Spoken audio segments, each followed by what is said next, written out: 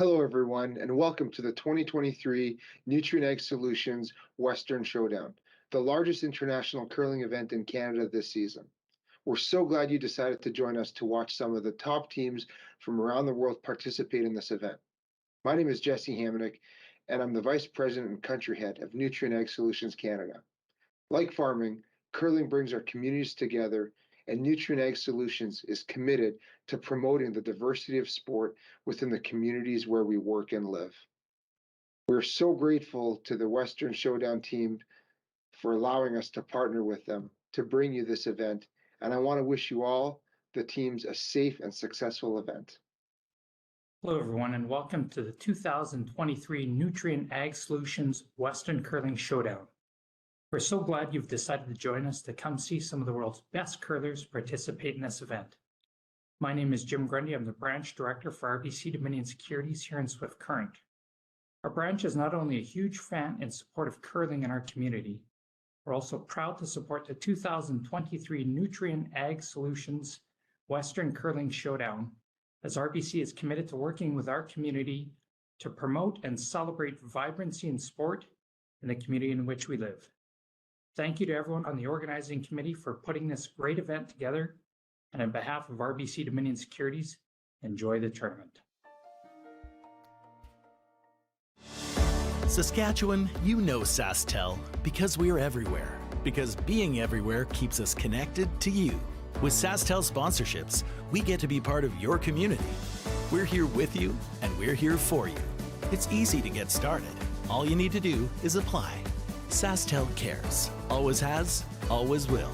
To apply for sponsorship, visit sastel.com/sponsorships.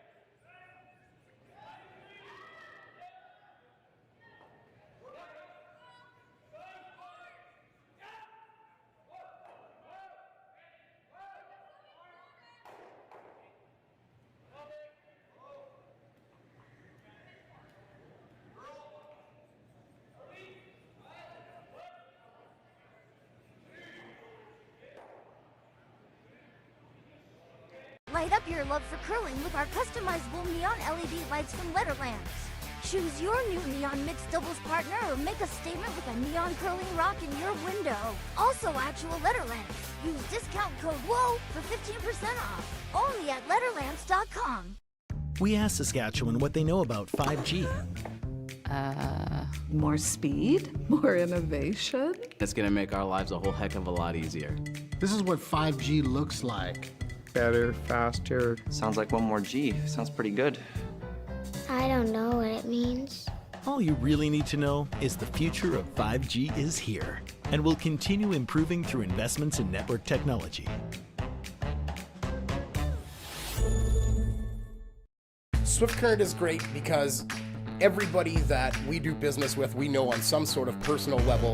What I love about Swift Current is the vibrant arts and culture community. I really like Swift Current. We are not a big city, but the size of the city is really good and we have everything. Swift Current is a great sports town, great teams and great fans. People say, good morning, hi, how are you, even though we don't know each other.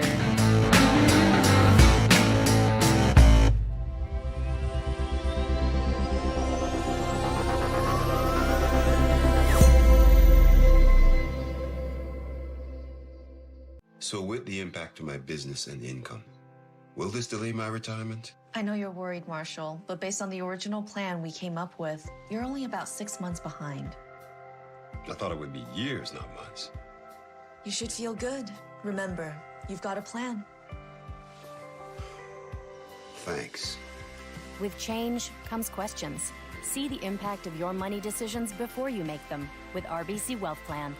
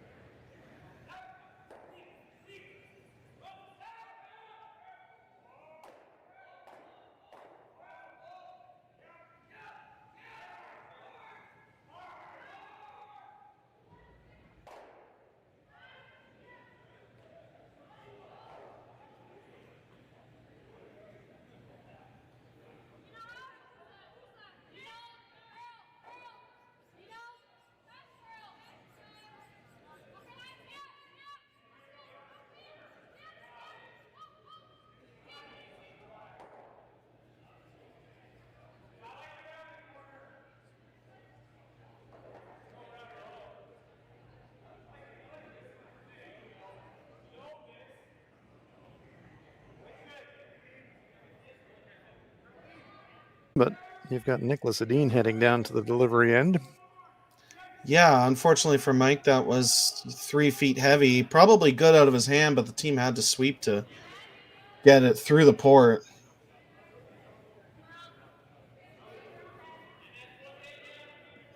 So opportunity for Niklas Edin to really shrink the scoring area. And a possible steal if this is made really nicely. Well, Scott Eriksson holding his brush right on the edge of the 8-foot circle.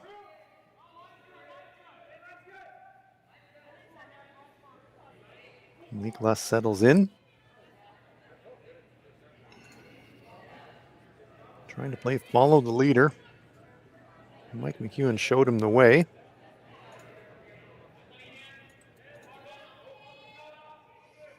And got to throw it on his first, so I imagine he's going to be relatively close.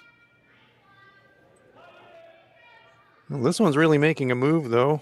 Remember, Mike's just cleared the corner guard. This one is well clear of the corner guard. He's going to get by that stone in the top 12. I don't know. No, he's just going to graze it. So just that difference in weight.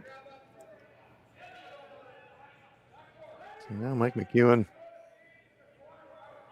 still has to kind of wiggle one in there somewhere. He needs full 8. Does he come right around the pile? Does he come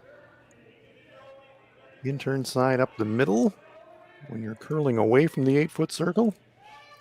There's not a lot of fun paths.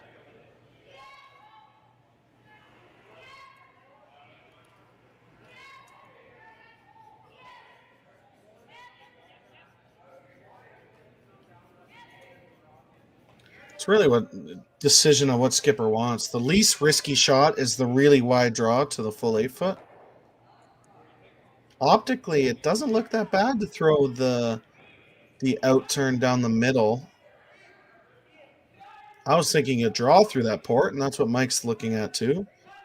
I don't think it's that risky because you're going to be curling away from those yellows in the top 8-foot. So Mike McEwen needing to fight his way by the guards. Electing, as Sam just told us, looking for that little port on the outturn side, left-hand side of the brush as we look at it. As we look at Kevin Marsh holding the target.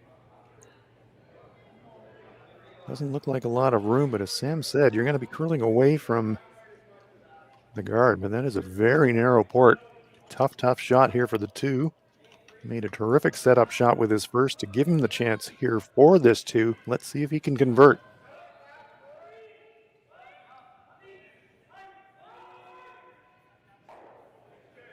Sweepers like it out of his hand. Colton Flash, Dan Marsh on the brushes. Now it's starting to make a move off the center line. Man says, not so fast, Colton, I got it. It's got plenty of pace. Needs to stay full 8, and that is outstanding for Mike McEwen. What a fantastic skips deuce. Manufactured that out of thin air, made the perfect come around to the back 4 to set it up, and then converts it through a tight port for the 2. So everything we expected in this quarterfinal match, we are off to a blazing start. Mike McEwen puts a 2 on the board, and after 2 ends of play, leads it 2-1.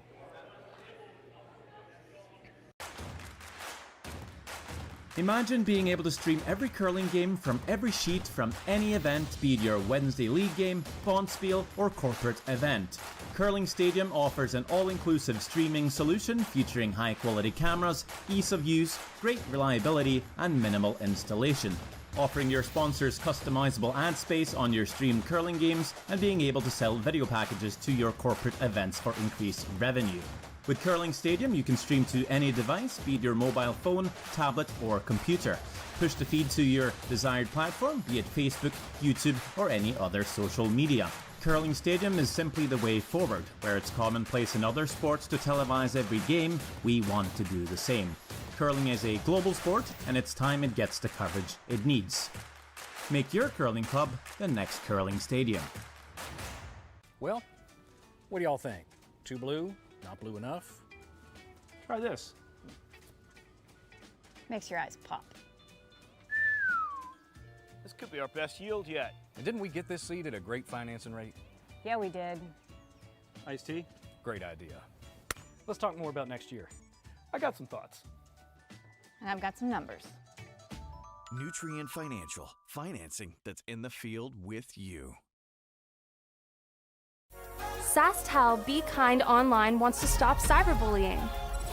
Want in on the action? We award up to $1,000 for youth initiatives that help spread kindness and prevent bullying. What great idea do you have to help stop bullying? SaskTel can help. Go to BeKindOnline.com and apply for a grant today. Together, we can make a difference.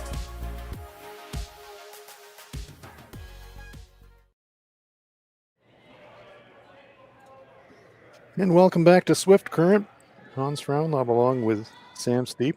I want to both apologize and say thank you to the curling fans. While we sorted out the technical difficulties around the sound, we've got those rectified now. And we are so glad you are with us. We know everybody's been eagerly anticipating this matchup.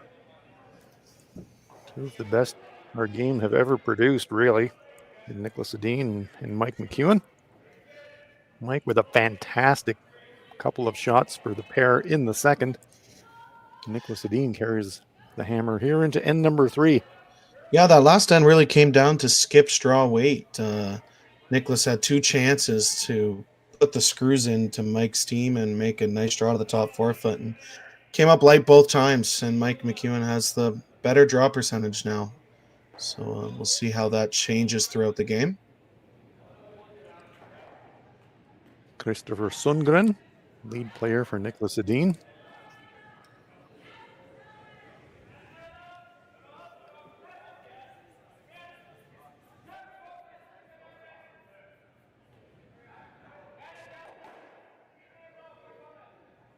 Keeping quite a close eye on Rasmus Rana. Sweeping motion, as Sam mentioned a bit earlier. Took a game off to recover. Now here with cash on the line, back in the lineup, and we hope for his sake and for all curling fans' sake that he can not only make it through this game, but if they're successful, carry on. Yeah, in my opinion, he's sweeping at about a 75%. He's always the outside sweeper, and if you don't know the science behind sweeping, the outside sweeper really only does about 10 to 15% of the work and is there to basically clean the dirt out of the pathway for the front sweeper. So looks like he's doing his job there, and so far so good. It doesn't look like he's making any faces that he's hurt right now anyways.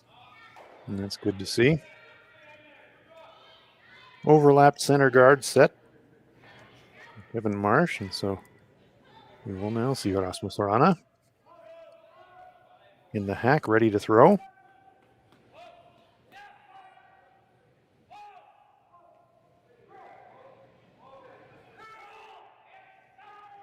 A skip's least favorite thing are staggered center guards, if you have hammer. Even though he nosed it, it looks a heck of a lot better with your own color there than a staggered red center guards if you're Team Edin. Yeah, the overlap can be a real pain when you've got the hammer, but it can be a real friend when you're trying to force or steal.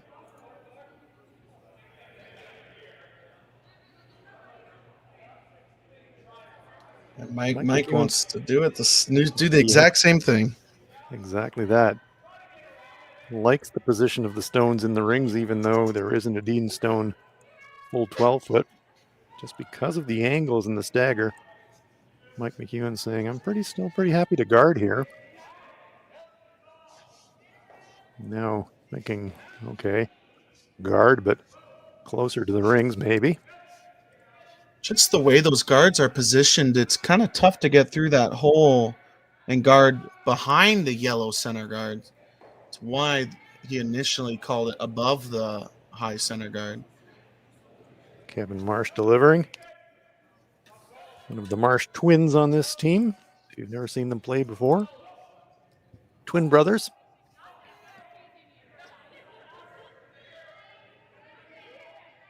And Sam said they're going to have to come close to that corner guard to make and come as close as they possibly can just grazing the second shot, sitting beside it, so not really getting that overlap.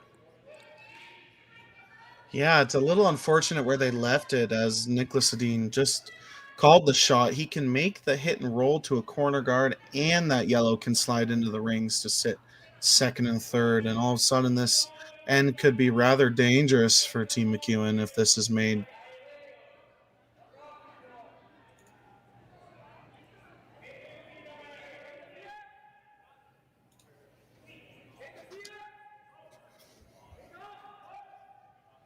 So where do you think contact point is here, Sam? It's about 3/4 of the stone, and that's why he's not whipping it. It looks like he's throwing a controlled, a normal weight hit and roll. And you hit off the red and roll both of them to the corner guard if this is made perfectly. And just as Sam described it, Stone's moving into the rings and not quite getting cover behind the freshly reset corner guard, but a very nice stone. Certainly clears the front completely. Yeah, it's a great shot. Kevin had a fantastic guard that went through the very tough port, but just left it in the absolute worst spot you could have to leave that shot for Team Edin. So now Colton Flash will try to tidy up.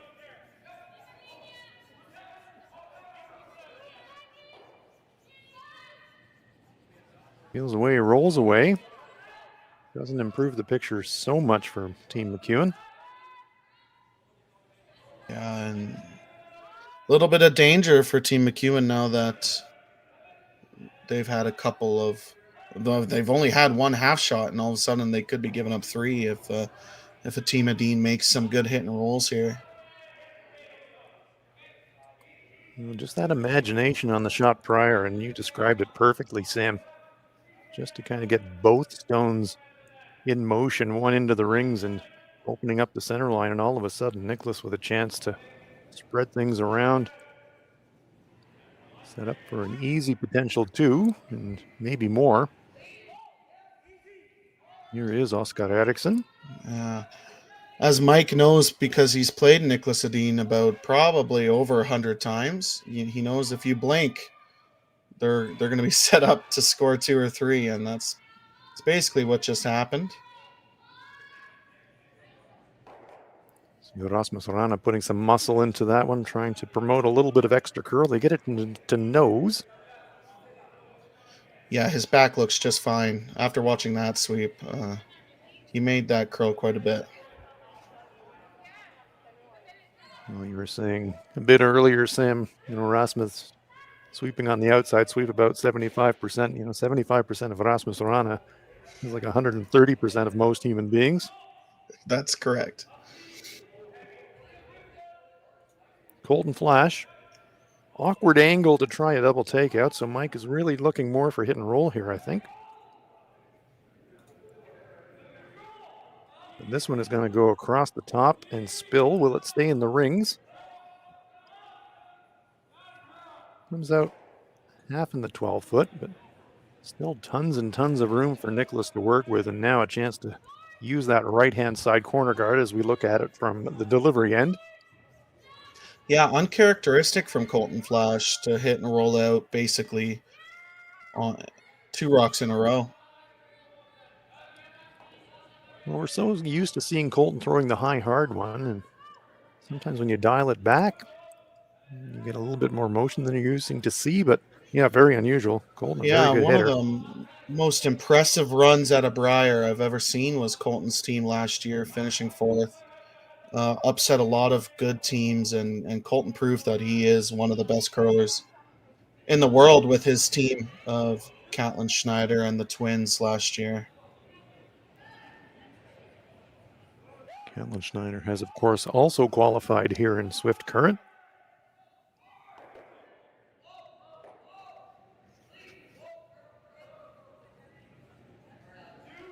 So after some debate around which corner to use, Oskar Eriksson will throw his out turn. I'm sorry, I'm too old school. I can't do counterclockwise and clockwise. When it's coming at you in a picture, I have to kind of think in reverse, and so I'm still an in-turn, out-turn guy, I'm afraid, but Oscar being left-handed, that's his out-turn. It's it full into the 12-foot, safely there for second shot. Nice shot. Getting maximum protection from that corner guard by leaving it high. Yeah, no option for Mike McEwen other than to make a hit and roll, which might bring 3 into play. If you hit and roll under this corner guard and Niklas makes a nice freeze, if Mike's not careful, he could leave a double or a tap for 3. I'm kind of distracted by what Oscar and Niklas are doing behind the sheet here. They're kind of stepping around the hack and looking down. I'm not quite sure what's going on there. We did see Mike in the prior end saying something about scratching the ice, and he seemed to be playing around with the hack there. Yeah, the hack might not be set. It could be wobbling on them a little bit, and that looks like what the body language of Niklas Edin is trying to show. Meanwhile, on the hack at the other end, Mike McEwen, once again finding a little bit of debris. That can be real distracting. Yeah, if it's just the little things that could get into your head. Like he's seen one scratch on the ice, and now he's picking out every single piece of dirt on the ice. It's important to make sure your rock and path is clean so you don't get any picks, but can mess with your head as a skip sometimes.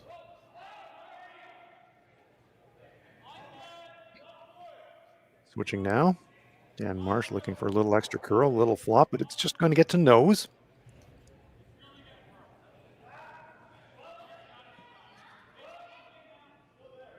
So let's see what Niklas Edin can do with this really good offensive situation here in the third.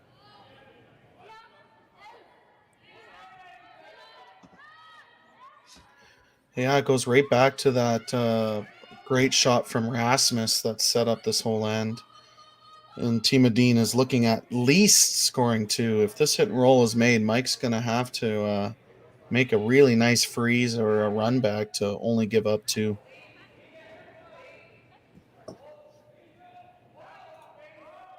Oscar always looks at all the angles. Needs total awareness about where the leave is going to be and if there's any risk in leaving the stone in a certain position. Always paying attention to the details, Oscar Eriksson.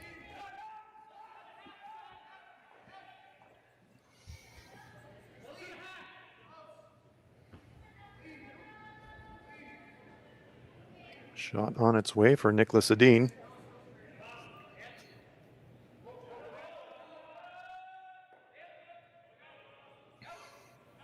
Just keeping it clean. Now the switch. Christopher Sundgren looking for a little flop. Get the tiniest of flops. Both teams effectively in those. Yeah, both teams struggle with that path. The last 2 shots, they're expecting a little more curl than they got. Might give Team McEwen an out here if this hit and roll is made. It might make Team Edin make a run back for 2 or force them.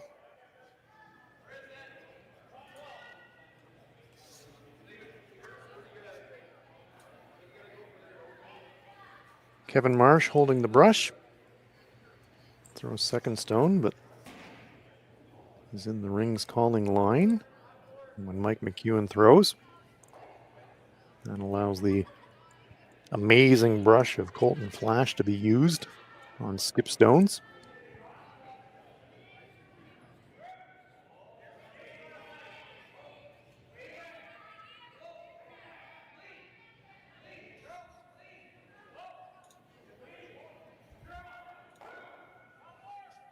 Curl is the call, and Colton Flash into action. And they get the little flop hide half. So close to perfection. Yeah, so close to perfection. Half a rock from that perfection. They are angled to jam. I do wonder, though, even if they do jam, if the yellow counter will still count that one out. It would be really close. They'd have to be really unlucky to angle the red flush on the other red and only count a single point. Yeah, that'd be pretty hard. If you hit it that thin, you're probably losing your shooter and probably giving up a steal of 1. So don't see that happening, but this path has tricked both teams a little bit.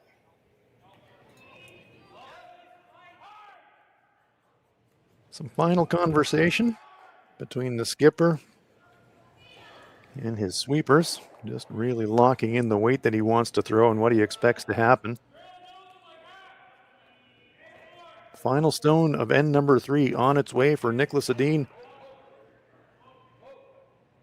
Trying a gentle weight hit to try and score 2. Sundgren bending that handle, trying to get maximum curl. It's going to be pretty thin. It will jam. And is it 2 points? Hand in the air from Sundgren. He thinks so. We'll just wait for the confirmation. Fist bump. I think you really credit Christopher on that one.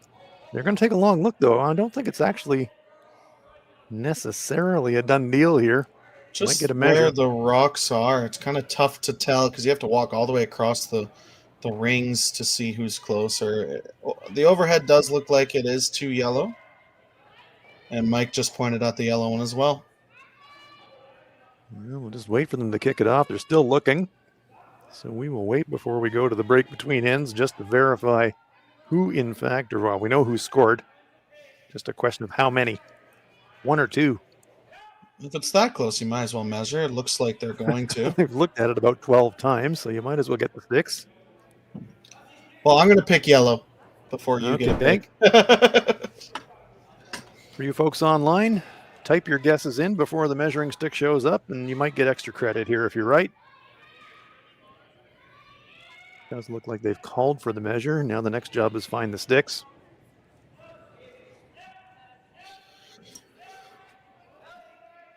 Certainly not kicking stones off. Now Colton's going to have a look.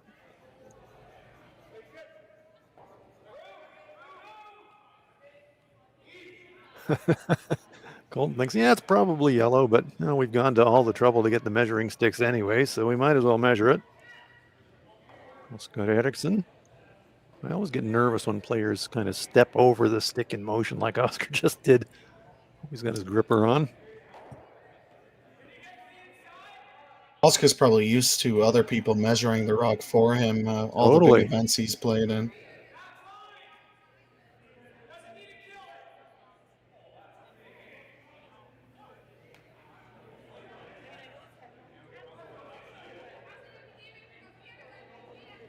Not 100% sure. Smile there. Yeah, they're looking like they're laughing a bit. Yeah, they are yucking it up a bit. So let's assume that it's a 2, but we're going to the break anyways. Great game here between Niklas Edin and Mike McEwen. Team Edin score as we head for the 4th end.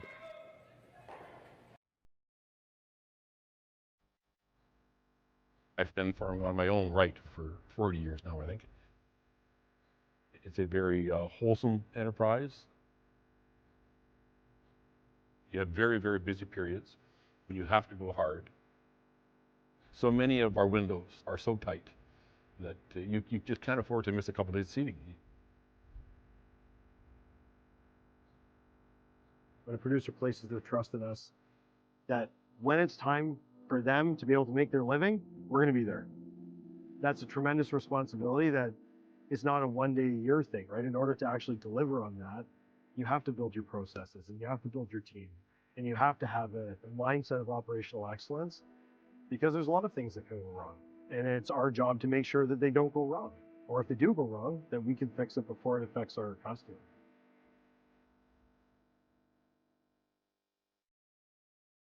So with the impact to my business and income, will this delay my retirement? I know you're worried, Marshall, but based on the original plan we came up with, you're only about 6 months behind.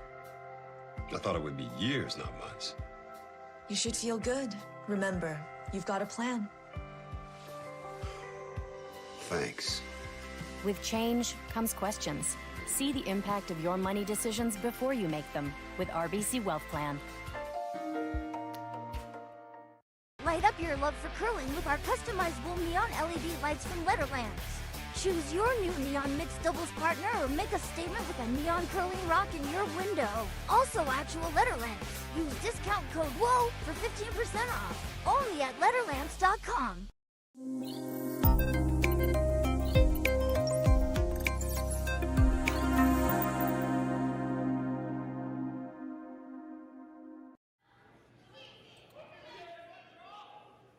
And welcome back to Swift Current quarterfinal action.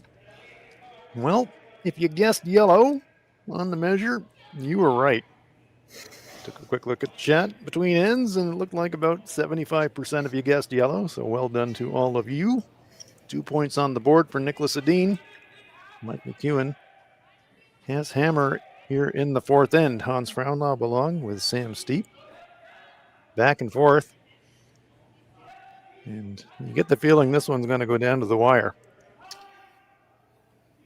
Yeah, a lot of made shots, and just Team McEwen had one too many half shots that end and ended up giving up the deuce. So far, the leads have a perfect end being thrown by both teams.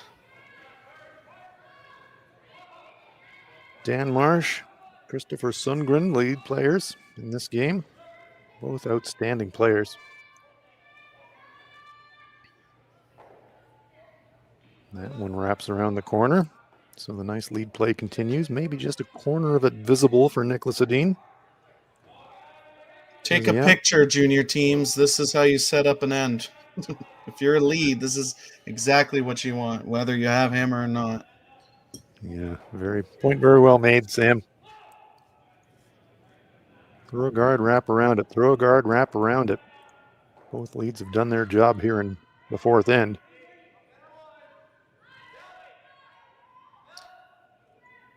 Rasmus being asked to play the high center guard. Throwing the double center when you're up one. Very aggressive, but I really do like the call. And this is a tougher shot than you think. Yeah, the one guard is one of the hardest shots in curling. You never want to hog it, but if you slide deep, you leave a very easy double peel. I think one of the reasons that it is such a hard shot, of course these teams practice like crazy. But when you're throwing your practice shots, not a whole heck of a lot of time is spent trying to throw the stone just over the hog line. This is a really tough double peel. If you over curl, you jam onto your red in the rings, and if you make the double peel, you could jam on the red in the rings. It's very tough to make this without jamming. Kevin Marsh taking it on. Nearly gets all three in motion. That was very close to perfection. Does leave his own delivered stone sitting just off the center line.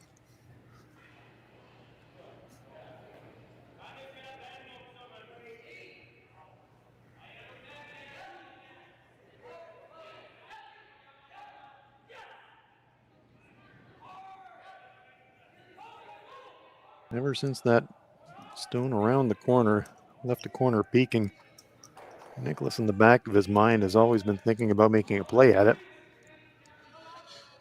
Thinks better of it. Yeah, I still like the guard. You have a yellow in a really good spot, and you still keep the pressure on Team McEwen if you can keep making that guard in front of the shot rock.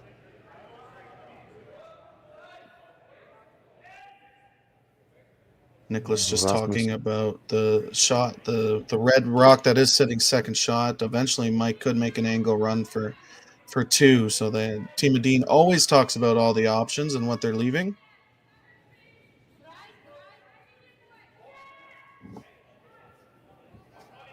Christopher Sundgren with a watchful eye on the inside sweep.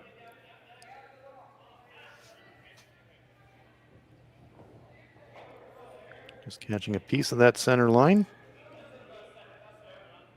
Not overlapped, but effectively overlapped. Mike McEwen saying as he eyeballs it, can't really run the red back onto the yellow. That's not happening. Could run the yellow onto the yellow, though. Yeah, I think it's just a little scary making the double peel because often the yellow goes towards your second shot stone in your red one. They really want to see if they can make the run back.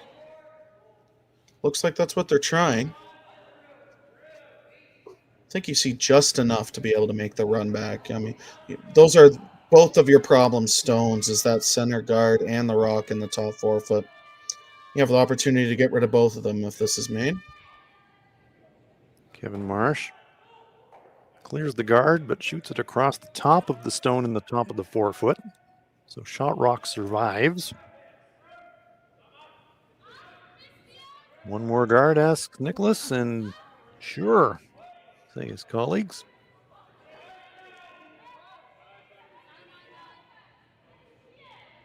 Oskar Eriksson now will throw the guard.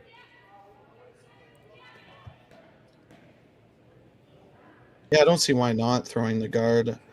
Yeah, you leave the angle run, but you can think about that on skip stones if you want to make the peel or the hit and roll or the run back. For Oscar shots, I'm pretty sure it's going to be 2 guards. Looking to cover the shooter and also take away the red run. And they have done that. Might have overcurled the fraction of a fraction. Angle's a little bit better this time for Mike to think about the double clear, at least in his opinion. Yeah, it's not nearly as scary of jamming anymore. You'd have to miss it. You'd have to miss the double peel if you're going to jam on your red one. What Mike's looking at is red across the top of yellow in towards the shooter, pick off the shooter. Yeah, Mike wants to touch all 3 stones on the center line. If you can make all 3 go away if this is made perfectly. And then all of a sudden you're sitting one buried behind your corner guard.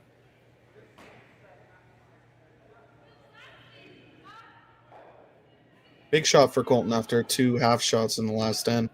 For confidence-wise. Well, this is the normal thunderous hit weight that we're used to seeing from Colton Flash. Well, again, the woes continue. That one slightly over curls. And he does leave 2 overlap center guards, and the eyes go to the sky for Colton Flash. Great opportunity now for Niklas Edin to take advantage of those center guards. Yeah, very much an uncharacteristic mistake by Colton.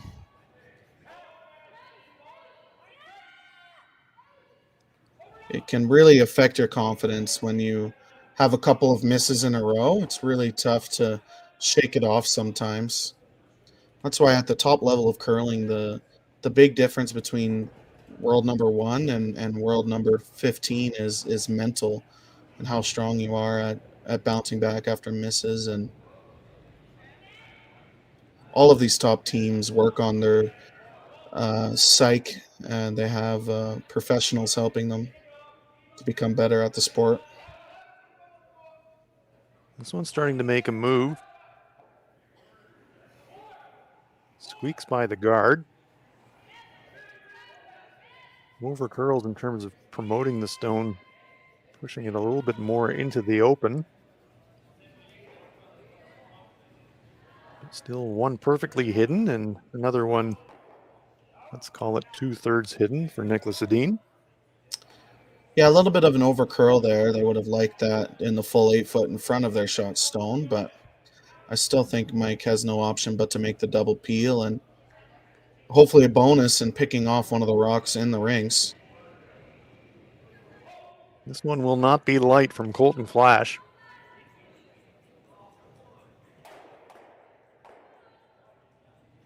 But boy, oh boy, what are the odds? Stuffs the Edin stone and leaves it sitting front 8 foot. Yeah, I really don't like the turn Mike decided to throw there. I think that was going to happen a lot because they decided to throw the out turn, and like we just watched, sometimes it stays a little straighter and you're going to double stuff a lot of the time unless the rock decides to curl. Would have liked to see the in turn. There was a lot less risk throwing the in turn.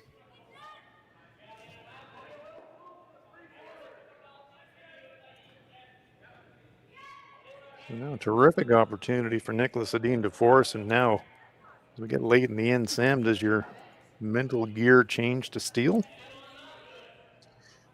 Oh yeah, 100%. If you can make this guard, and Mike doesn't make a perfect run back double, you have a pretty good chance of stealing here.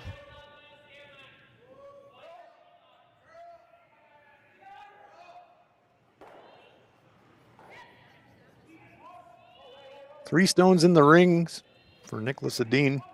Mike McEwen with last rock. Great chance here for Niklas to really block the access into that 4-foot area.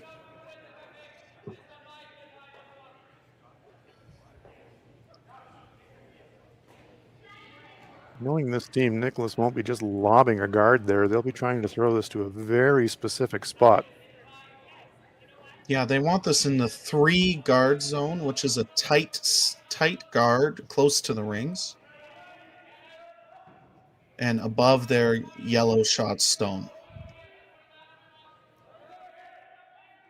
Rana Sungun dragging it as far as they can. Comes about halfway. Seals up the port. Yeah, a little bit higher than they wanted. They wanted a tight guard so you could get rid of that red center guard run back. So a little higher than they wanted. Still a good shot. So what are the options here for Mike? There's reds to run. Yeah, I mean, I think it's pretty tempting to throw that run back down the center line. Could also make the draw right now. Draw the edge of button.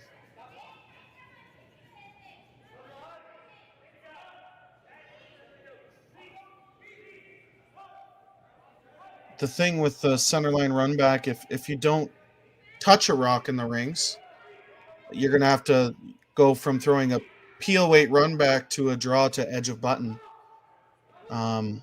Which of course Mike has made plenty of times, but it's one of the most difficult things about being a skip, having to throw the heavy weighters and then draw the pin back to back.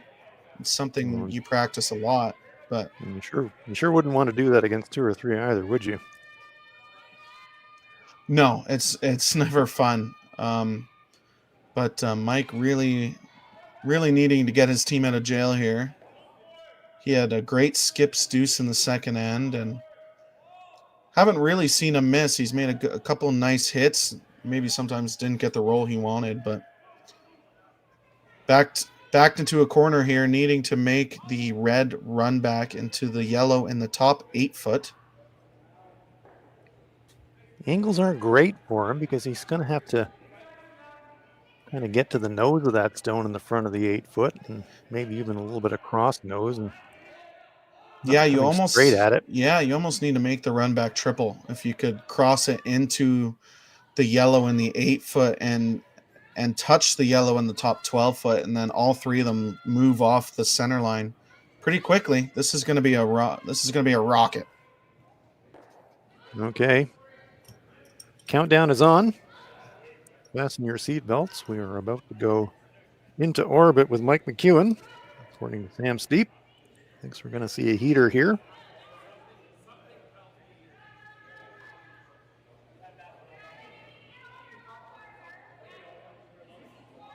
Mike McEwen trying the run back. Looking to rattle stones around in the rings. It's close. And he gets all 3 stones moving, but 2 of them stay in the rings and his shooter spills out, but it's definitely a much better situation than it was a few seconds ago. Just missed the angle. They needed to be sweeping that probably the whole way. That's still looks, like you said, looks much better than it did. It did move that yellow to the edge of the button, where if Niklas Edin makes this tight guard, it's going to be hard for Mike McEwen to score. Yeah, it would leave Mike potentially a 15-foot run back or an angle run just to score.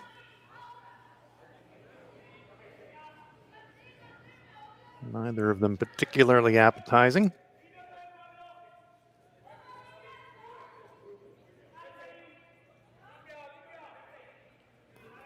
So one thing that Team Edin can be thinking of now, there's no 2 of a threat. There's no threat of a 2 at all.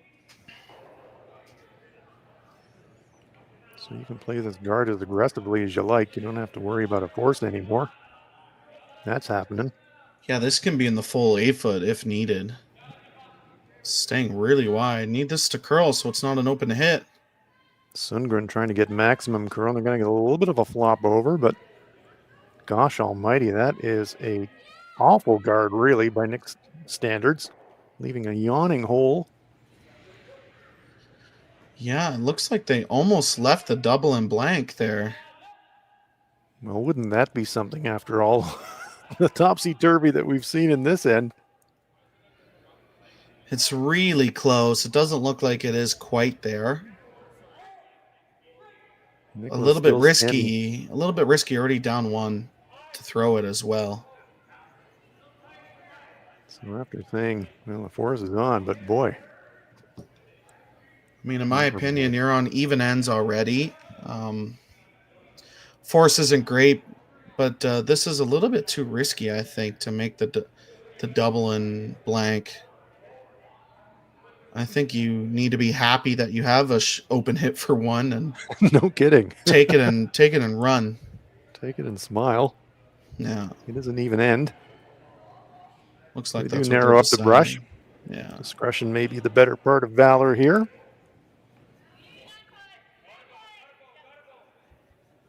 But yeah, I still can't get over that guard by Niklas. Yeah, that's like a get out of jail free card in Monopoly right there. That not uncharacteristic miss by Niklas. Leaving a relatively yawning gap here for Mike McEwen. He'll have to navigate the port, but he's got much more room there than he thought he was going to have.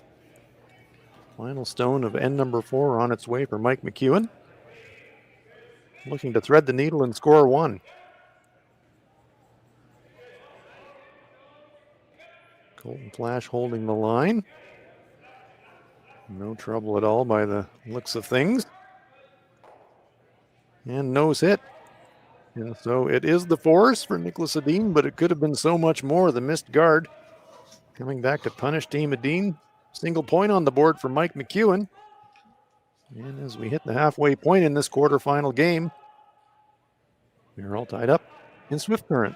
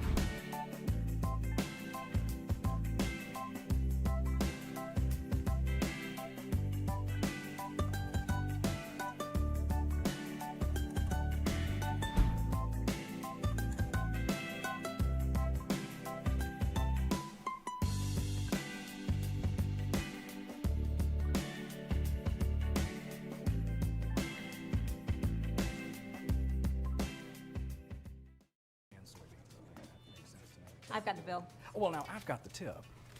Standard tip increased 2% this year. That's why I keep you around. So, corn's looking great. Well, our crop plan is working. And we locked in that input financing at the perfect time. Well, what do y'all think? Too blue? Not blue enough? Try this. Makes your eyes pop. This could be our best yield yet. And didn't we get this seed at a great financing rate? Yeah, we did. Iced tea? Great idea. Let's talk more about next year. I got some thoughts. And I've got some numbers. Nutrien Financial, financing that's in the field with you. Welcome back to Swift Current. Quarterfinals day, and we got a visitor to this sheet. They're asking for Trying some to figure young out, eyes. is it on the center line? Okay, we need younger eyes here to figure out if this thing is on the center line or not. That's love funny. it. That is great. Sam Moybrook's team on the sheet next door, being asked to do a little bit of double duty and a bit of officiating. Love it. Yeah, at the tour level, we don't have rulers or project or anything like that to see if it's touching the center line. Where at Worlds and Nationals, they do have that device to be able to measure to see if it is touching the center line. That's important. I know we've got curling fans generally watching this channel, but for the newer fans, the no-tick rule means that it is touching the center line. You can move the rock, but if you do move it off the center line, it's like a free guard zone violation and the stone would come back. So very important to know if that stone is touching the center line or not.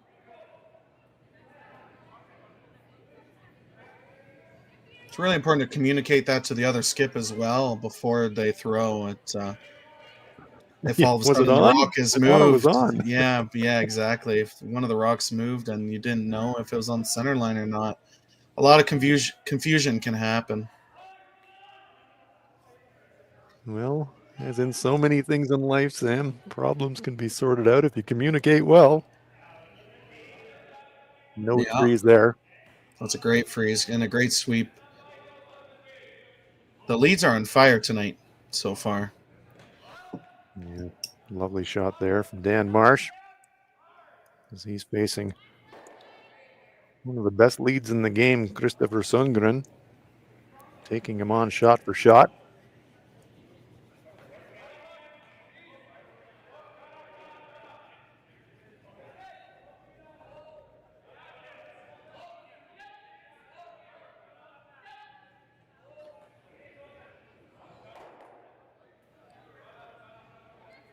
Looking to follow that one down, just delivered by Dan Marsh. We'll get about half there. Changes the angle a little bit. Yeah, it didn't quite curl up. Yeah, it didn't quite curl up as much as they wanted. Mike can't throw, Team McEwen can't throw a high hard one though. They're gonna have to make a freeze tap to try and unlock those stones.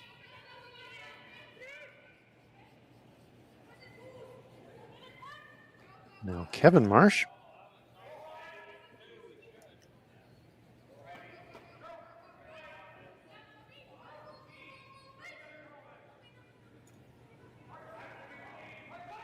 Winner of this game will advance to the semifinals. They will play the winner of Michael Brunner and Caitlin Schneider.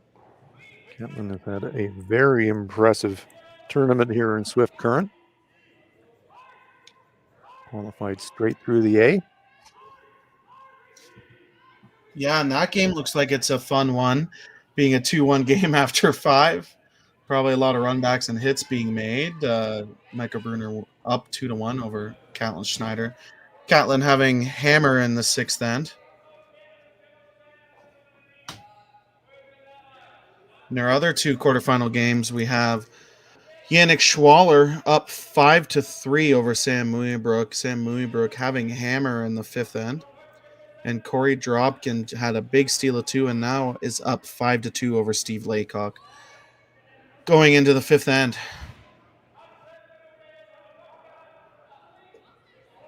Appreciate that update, Sam. Thank you very much.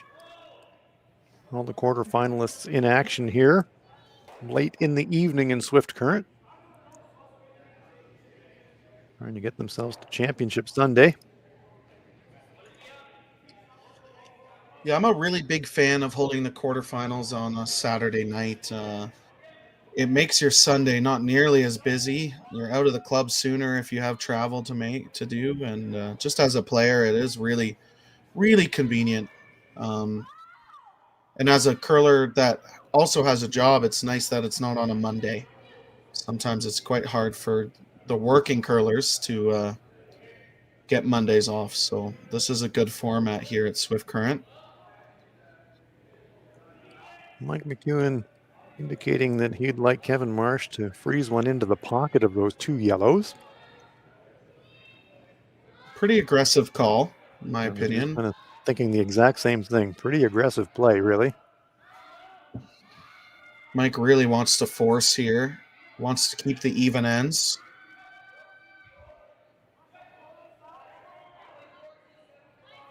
Niklas ready to sweep any kind of bounce he's going to get, but it's not going to be much at all.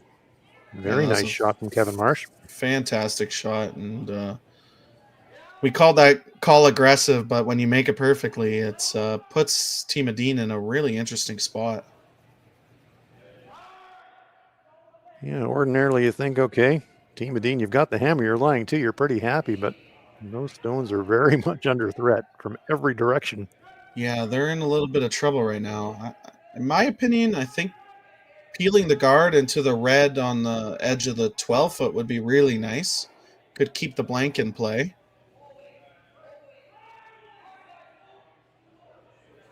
They're not looking at that at all, though. No, they're talking about repositioning those stones in the 8-foot, and now let's get Erickson patting that stone in the top of the 12-foot, so maybe he is thinking about a different kind of run straight back as opposed to think about the angle. And now Oscar's saying, yeah, we could also do the shot that Sam was describing. Peel the front, pick off the red and the wing in the process. Yeah. So what do you think we've settled on here, Sam? Yeah, it looks like they're playing the tap. Roll their shot rock into the red-yellow pocket and create some space on the bottom yellow rock. Is what they decided on calling. With the peel, you have to make the slash. If you don't touch the red in the edge of the 12-foot, you're most likely getting forced. So that's probably why they aren't playing that shot. It's going to be tight to that front stone in the 12. They just wiggle it by, push their own stone back out of the 8-foot, and it's probably being outcounted by that red stone on the other side of the 8-foot as we get a closer look on the overhead. It is pretty close, but looks like red. Yeah, looks like red. That just a foot too heavy. If that yellow stays third and fourth shot, then Team McEwen's in a little bit of trouble. But for Team McEwen fans, it's pretty good that yellow slid a little bit too deep. Certainly reduces the risk of a 3 for Mike.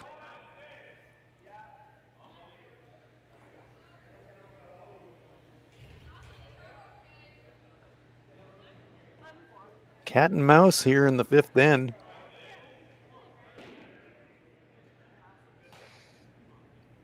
And this sequence is really set up by that excellent freeze into the pocket by Kevin Marsh. Colton Flash standing up. If the skipper has hands on hips, weighing out the possibilities. None of them look fantastic.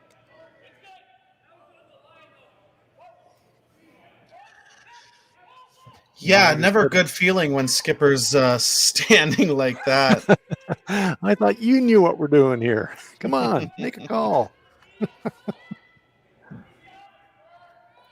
They're thinking 3 shots ahead, as you say so often, Sam.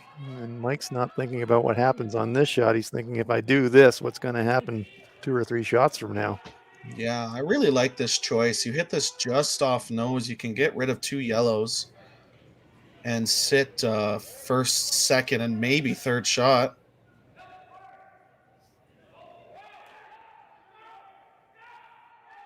Colton Flash looking for a bit of a turnaround here. Gets action. He grazes the yellow going by. Again, so close to making the perfect shot that he ended up not getting there. He's having one of those games right now for Colton Flash. Yeah, curling cliche, wrong side of the inch, and Colton's been on the wrong side of the inch on the runbacks. Seems like the entire game.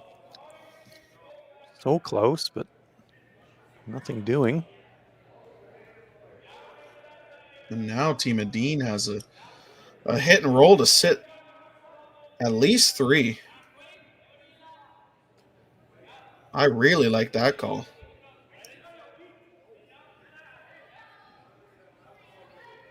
Explain to us why it's a sensible call just to hit this one on the open side and just leave that one sitting there on the top of the 4 foot, Sam. If you make this open hit, you're sitting first, third, fourth, and fifth, and you're just in a great spot. No easy double for Team McEwen, and you really put the pressure on Team McEwen to make a great shot. This is going to set you up for a 3 or 4 ender. Erickson with the perfect nose hit.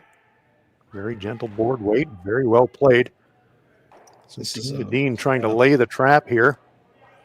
It's a very lonely red right now. Great look on the right side of our screen from the overhead. 1, 2, 3, 4. Yellow stones surrounding the lonely red. And Sam was telling us, not no great easy angles for double takeouts either. No easy hits at all here. You can play the paper thin double. You might spin over to the yellow and the 12 foot on the right side of your screen when you're looking at the overview. Kind of around the horn, and that's what Colton is just waving his brush at. There's no get out of jail shot right now. You could, arguably, you could draw the 4 foot or hit and roll is what I would like a hit and roll off that rock that was just thrown. If you could hit and roll over to the edge of the full 8 foot, even edge of 4 foot, we're buried. You're shrink the scoring area and there's no double on your reds. That's probably what I would like, but it looks like they decided on the thin double. Hit and roll would be about a 5 foot roll.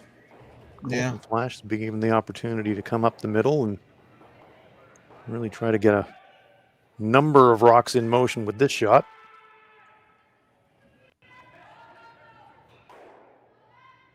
Slams it and plants it right on the nose.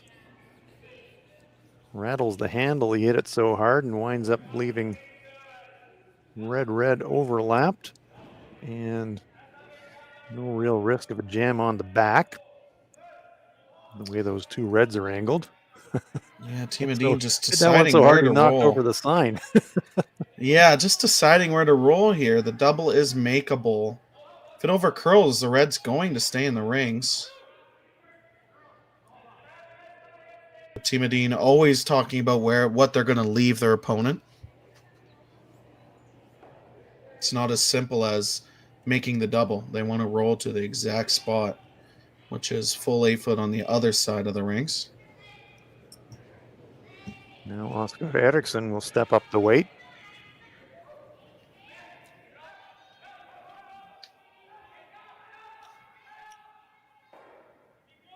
Oh, how good.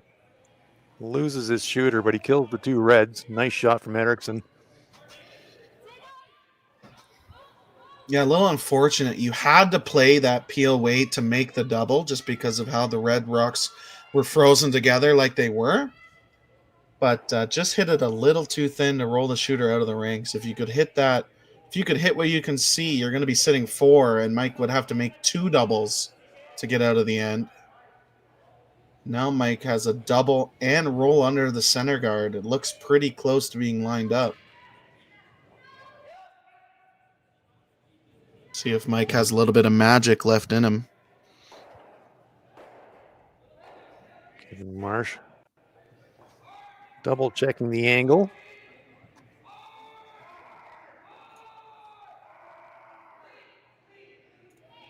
Plan A, make the double, roll underneath the red.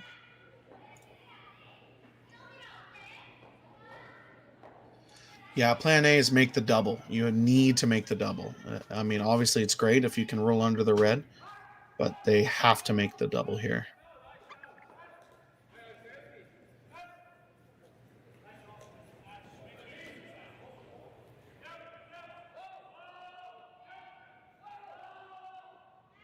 Yep, whoa. Won't be too far away. Well, just a little misread. Winds up planting it, and you can see from the shoulder dropping from Mike McEwen. He said, oh, man, we had it, guys. couple centimeters away from being perfect. Great throw, just a missed line call by both of them, and they were both yelling hard and low at the same time. As a thrower and as a skip, it's really hard to bite your tongue and let the guy in the house call line. Yeah. And it's hard on the sweepers too when you're hearing different things from different ends of the ice. yeah, it is. Especially It's as a thrower, you know how you threw it, whether you popped it or you dumped it or you threw it clean, and you kind of have a good idea at the beginning of the line call. But at the end, it should always be the guy in the house calling line because he has the best advantage point. But I mean, these guys know that. But a shot for Edin to hit and sit 3 here. It is about half buried, so it's not the easiest shot to not jam on the yellow in the back of the 8-foot. I was just thinking the same thing, Sam. The angle's kind of awkward. You make it really good, and there is a risk of a jam. Catch it too thin, you spill away. So not exactly a gimme here for Niklas Edin. But he's glad just to have the chance, really. Because I'm sure as Mike's double attempt was coming down the ice, he was thinking, I'm not going to have a chance to play this shot. And now he's got the opportunity to maybe lie 3. Yeah, it's a big shot. Arguably, he's losing the battle of the skips and percentages. Mike is playing really well. Big sweep here to get it by the guard. Oh, just by. And get it all the way to nose. Didn't think that was possible. It's a great shot. It is a great shot. Might have left a triple. It's pretty close. It looks like it's only going to be, it looks like it's going to go over the top. Mike's going to have a long look at it. You know he's going to be hitting something.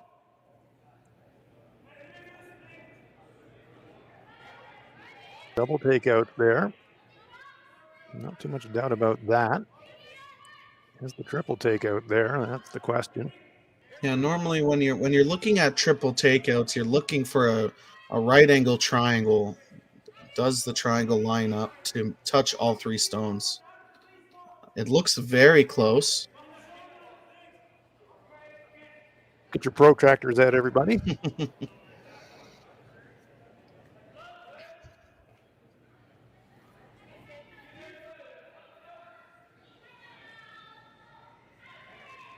Yeah, that's the other option. You could draw to back 4 foot, even back 8 foot, bury around the yellow that's in the top 12. And you'll probably leave Edin a slash for 3 or a draw for 1 if you make that draw perfectly. But it's to call the draw, it would be against the game.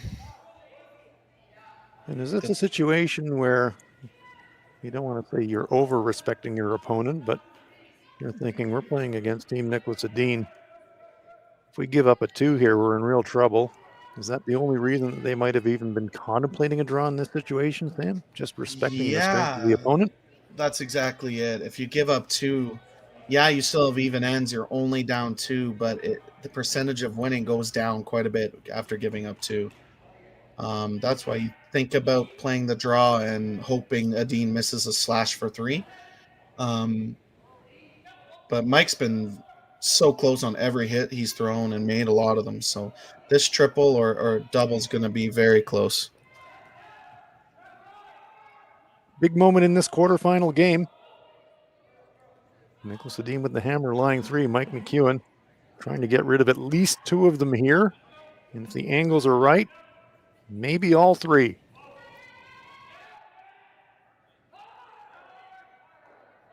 There's 1, there's 2, nothing on the back, but I don't think he was going to do a heck of a lot better than that. Nice shot by Mike McEwen to at least limit the damage.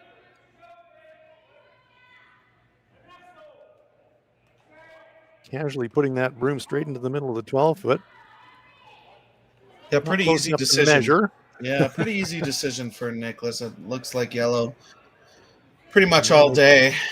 You want to make sure it's yellow? As Oscar shares a smile with Colton Flash. saying, yeah, I'm pretty sure this time we're not going to need a measure. Yeah, they're a lot of fun on the ice. I got the pleasure of playing Edin earlier this year, and even though it was a close game, they still had jokes and have fun, and that's the most important thing. Yeah, they're one of the best teams in the world, but they also enjoy their job. Well, isn't that what we all want out of life? Yeah, you want to amen. love what you do. Niklas Edin needs full 8 foot to score 2. So Rana watching it like a hawk. Christopher will keep a brush on the ice most of the trip. Just keeping it moving. This looks pretty good. And no trouble whatsoever for Niklas Edin as that stone eases into the front of the forefoot, and that is a 2 on the board for Niklas Edin. Creating a 2-point gap as we head late into the contest. 5 complete. It's Edin 5, McEwen 3 in Swift Current. Light up your love for curling with our customizable neon LED lights from Letterlands. Choose your new neon mixed doubles partner or make a statement with a neon curling rock in your window. Also actual Letterlands. Use discount code WHOA for 15% off. Only at Letterlands.com. We asked Saskatchewan what they know about 5G. More speed, more innovation. It's gonna make our lives a whole heck of a lot easier. This is what 5G looks like. Better, faster. Sounds like one more G. Sounds pretty good. I don't know what it means. All you really need to know is the future of 5G is here and will continue improving through investments in network technology. Swift Current is great because everybody that we do business with, we know on some sort of personal level. What I love about Swift Current is the vibrant arts and culture community. I really like Swift Current. We are not a big city, but the size of the city is really good, and we have everything. Swift Current is a great sports town, great teams and great fans. People say, good morning, hi, how are you, even though we don't know each other.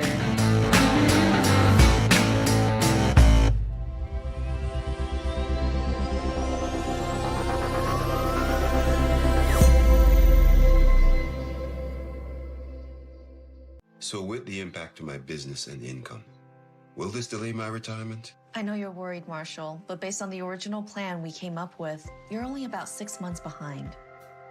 I thought it would be years, not months. You should feel good. Remember, you've got a plan. Thanks. With change comes questions. See the impact of your money decisions before you make them with RBC Wealth Plan.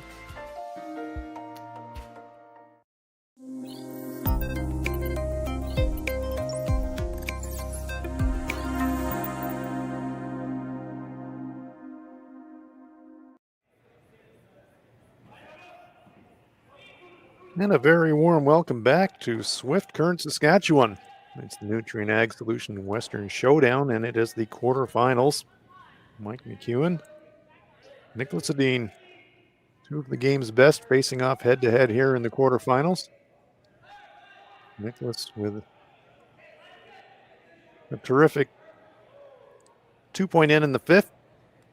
On Srama along with Sam Steep. And Sam, between ends, I wanted to pick up on a remark that you made about halfway through the 5th end when Niklas made the call to hit the stone on the open side as opposed to playing into the pile. And you said at the time, I really love that call. And for me, that call was really what set up the 2.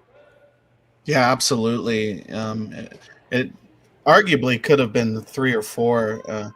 Making that hit, you know that Team McEwen was in jail on the other side, having a very lonely red frozen on 2 yellows, and making that hit almost guarantees you scoring 2. Team McEwen would have to make a great draw or a really good run double to get out of that end, and it was turned that end around for Edin to score their deuce. You get an indication of how Mike McEwen is thinking about chasing a 2-point deficit against Niklas Edin. asking Dan Marsh to throw up 2 corner guards, and in response, Christopher Sundgren, 2 perfect stones on the center line in the rings, and now Rasmus Orana capping it with an equally good center guard, splitting the center line. So we are set up for some fireworks here in the 6th. This tells me that Mike feels like he's going to need a bundle. Mike wants to score 3. Mike, I mean, he'll accept 2, obviously, but he knows if he scores 3 in the 6th, his percentage of winning goes up by quite a bit. And that run back, so close to perfection. Move 2 and nearly move 3, but stone at the front of the button survives for another shot at least.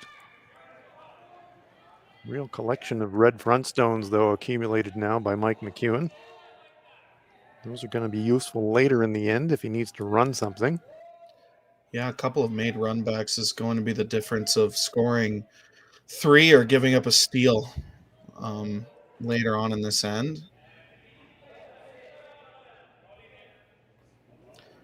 I do want to shout out the leads on both teams. Yes, indeed. Front-enders Union Unite. Yeah, Christopher and Daniel, I think they're both playing 100%. Every end we got back from commercial break, and it looks like they placed the stones in perfect corner guards, Exactly. perfect draws and freezes. So shout out to the front end. They're sneaking it on us, right? They're just running down there and placing them. They're not actually throwing them. Yeah, good call, Sam.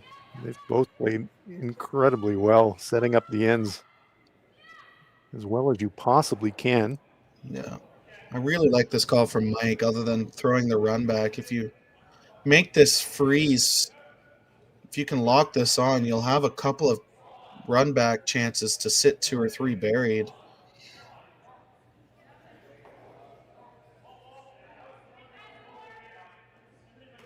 That one will just cozy up. Just a fraction across nose, but sitting right in front of the shot stone. That's a great shot. Yeah, just perfect.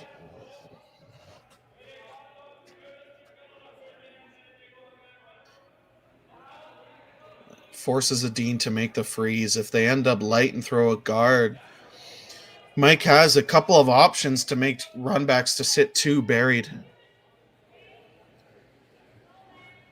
And we're still relatively early in the end. 4 stones each to come, so that excellent nose freeze does change the equation a lot for Niklas Edin. Nice to be able to look down the other end and know that it's Oscar Eriksson throwing the stone. That's been the main difference for me this game is the vice position. Oscar has outcurled Colton by quite a bit this game, and one of the main reasons why Team Edin is up 5-3, because arguably speaking, I believe Mike is outcurling Niklas right now in the skip position. This one will wrap around the center guard and will just creep onto the 12-foot circle. But for Colton, it's never too late to start making shots. If you curl 40%, but you make the 3 big ones in the game to win for your team, totally, your teammates aren't going to care about your first 3 misses. Totally. And you were mentioning earlier in the game the incredible run that Colton had at the Briar. We know he is a curler laden with talent and can pull out incredible shots that send stones scattering left, right, and center. So no time like the present for Colton Flash to turn his performance around in this game. He hasn't been terrible. It's been on the wrong side of the inch, as we said a little bit earlier. Bad cliche, but yeah, but it's true. Yeah. I do like this call. Yeah. Just gonna try to cozy one corner frozen against the red and thread through that port on the intern side for Colton.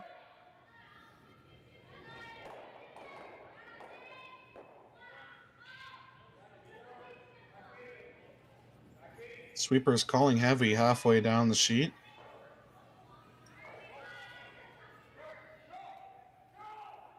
Trying to sweep for curl. Oh, they just feather. Feathers redirects. Clips. Spills into 3rd shot position in the front 8-foot. So although they didn't get the freeze they were looking for, The red stones are accumulating, and Niklas looked like he was beckoning his hand, asking Oscar to come down, because right now the red lights are flashing for Team Edin. Yeah, I do think that's an okay outcome because sweepers were calling back 8. If the red ended up in the back 8, it would have been more hurting Team McEwen than helping. Anything just means Team Edin has a rock to jam on if they need to. So probably an okay result feathering the corner guard. They are sitting second and third. I mean, the thing I like from Mike McEwen's perspective here, angles are all pretty good. If Niklas plays, well, it'll be Oscar that plays it, but you play the tap on the yellow in the 12-foot, you wind up unlocking your own stone, potentially, depending how hard you tap. And the minute you do that, you got Mike McEwen throwing the last rocks. To me, that brings 3 onto the table very, very quickly. So Niklas and Oscar will have to be very considered. They're lying 1 right now, but boy, it's a pretty lonely one, and it's under major threat. It's one of the reasons why they're taking their time on this shot. There's just so many angles for Mike to be able to make a shot for 3 right now, and they can't guard them all. And I think they're discussing trying to guard them all anyways. Exactly. Guard the guard. I'd be really tempted to make the tap that they originally called. If you can tap this yellow to frozen on the red in the top 4-foot, it makes it a lot harder for Mike to score more than 1 point. Well, we talked earlier about Mike maybe, I wouldn't say over-respecting Niklas Edin in terms of his shot choice in the prior end, and now is this a situation where it's happening in reverse? Niklas is saying, well, we got Colton and Mike there, and we got stuff potentially running in here, and are they overthinking the runs versus the more direct play? Yeah, they're really scared about this angle run back because it lines up quite nicely for Mike to be able to sit 3. That's why they're guarding it.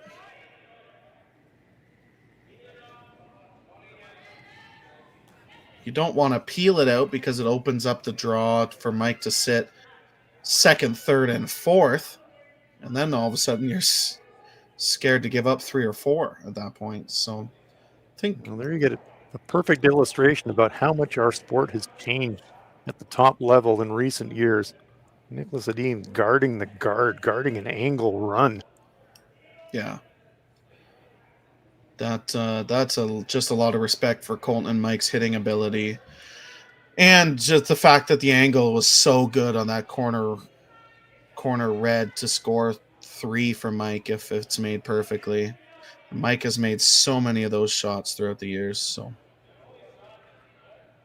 Great look on the right-hand side of the screen of what Sam was just talking about and what Niklas and Oscar have just protected against. Look at those 3 reds all lined up almost perfectly. And so Niklas and Oscar deciding that represented maximum danger. Decided to throw a guard to choke that off and take it away. And that will bring the focus back here on this Yellowstone in the front of the 12-foot circle. Looks like they see just enough to be able to make the yellow double, is what they might be calling here. Dan Marsh has been sent down to the other end to stand in the hack and let Mike and company know how much they can see. The lead's job. The lead's work is never done. No. I don't think they see enough of that yellow to make it, so they will need to make a peel or make a run back. Oh.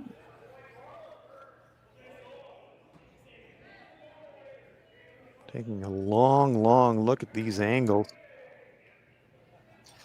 Does he think he can catch it thin enough to go? Yeah, they want to miss the red in the top 8-foot. They want to hit basically as much as they can see and hit the red in the top 4-foot and roll out, which means Team McEwen could be sitting 2 buried after this shot if it's made perfectly. And to make, Colton is really going to have to paper the guard, isn't he? Yeah, I mean, in your head, you can miss by peeling the center. Is definitely the miss over missing wide.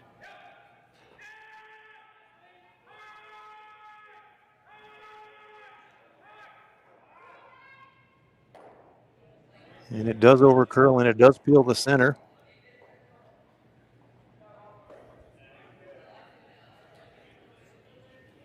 So we may never know what would have happened if he got by and what kind of reactions might have been caused by the angles. It did So a leave sign that of relief. yellows. Yeah, it did leave that yellow center as an in-off for Mike for 3. That's definitely there, and Team Edin sees it already. Just out the right-hand side of our screen on the right-hand side of the picture. Yeah. See that Yellowstone lurking. Potential get out of jail card.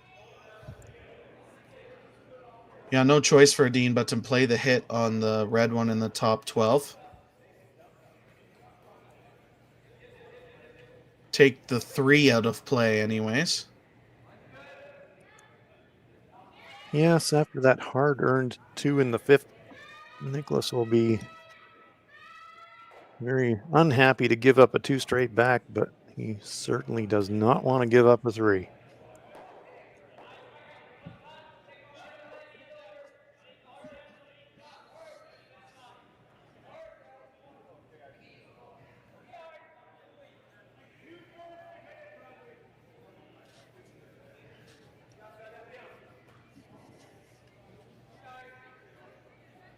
Plays directly to the red, but in the unlikely event that Niklas drifts a little bit wide, he could redirect off his own and still make the shot. Yeah. Important shot to where they hit and roll. They could leave a yellow triple if they don't roll to the perfect spot.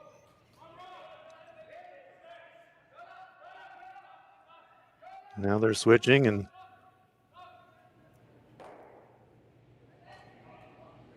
they wedge it in there, overlapping at the front of the 12-foot circle, which means that if Mike bangs it, there's not going to be any impact on the stones in the 4-foot.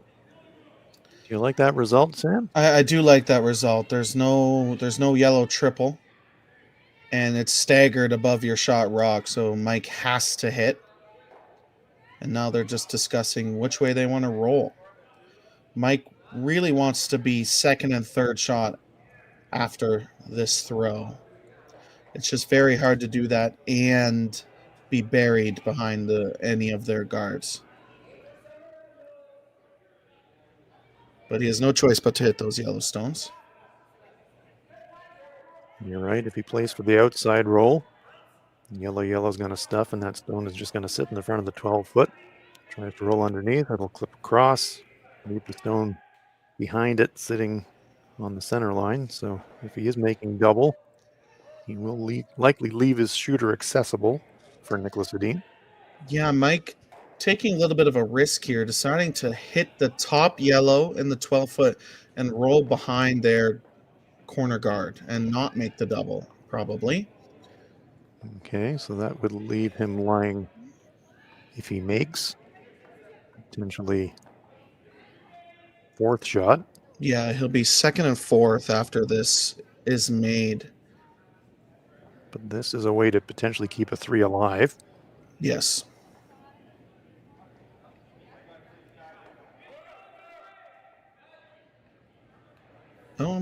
Maybe trying, with this weight, maybe trying to make the double and roll under.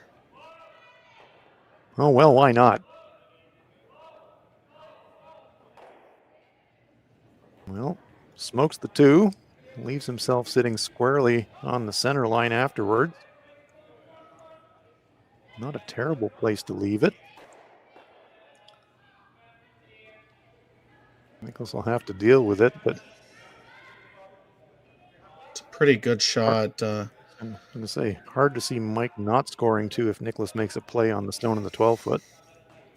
Yeah, it's decision time. Do you guard and leave the in off for 3 or the run back for 3?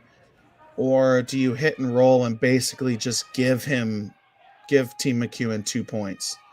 That's exactly what they're discussing. Do you leave a difficult shot for 3, or do you play the easy hit and roll and give McEwen a pretty easy shot for 2? See, Oscar, they're looking at the red, saying if we guard, we need to come deep enough to also take away that red run back for a potential 3.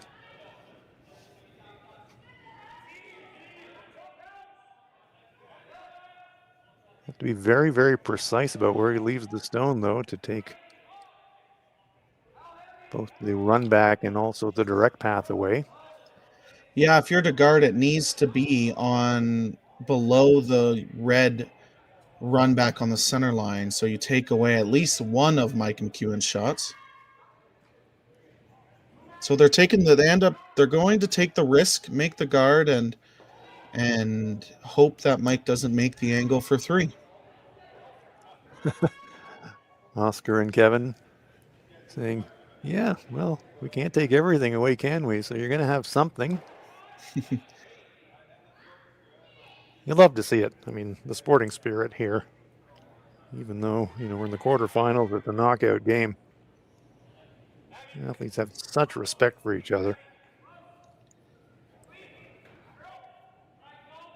Important shot for Niklas Edin as he throws his last in the 6th end.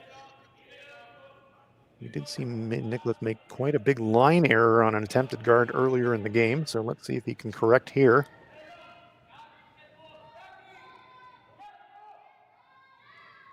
Trying to bring this one relatively tight to the rings. They want to get past that red stone and kind of nip around it a little bit. I don't think they've done that. So if Mike wants to take it on, I think the red attempt for 3 is playable. The question is, do they want to play it? Or do That yellow was more straightforward nose hit. The yellow was 2 feet too light, that guard. Now Mike has 3 options. He can run the red that's just off the center line for 3. You can angle run the red corner guard, or you can play the in off. Mike is taking a long look at that corner guard run in. Thank you very much. That's a fantastic look at it here from behind the sheet. That seems to be the one he'd like to play. Yeah, Mike has a few highlight shots in curling, and a lot of them are out-turn angle runs. So I think he's pretty comfortable with this shot. Well, we saw from the very outset of this end, asking Dan Marsh to throw 2 corner guards, and now the potential payoff of that strategy happening right here. Opportunity to use that corner guard as a weapon. Run it in. Slam the rock in the top of the forefoot and potentially take the lead. Yeah, I think I think this is the right call. At the angle, if you play the in off, it's so hard to get that yellow from the center line all the way out to score 3. Probably only scoring 2 if you make it. So this shot is for 3 and to take the lead. Yeah, I'm with you, Sam. To score 3, it's got to be running one of the reds. Mike saying, I like the angle on this one better. Even though the angle is steeper, it's more direct to the target rock.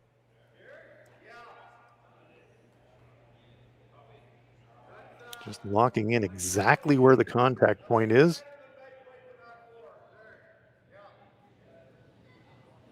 Asking for a little bit more stick. Pretty close to a half a rock is what he wants to hit. Well, here we go. Fasten your seatbelts, everybody. Mike McEwen trying a 15-foot angle run to try and score 3 and take the lead in this quarterfinal game.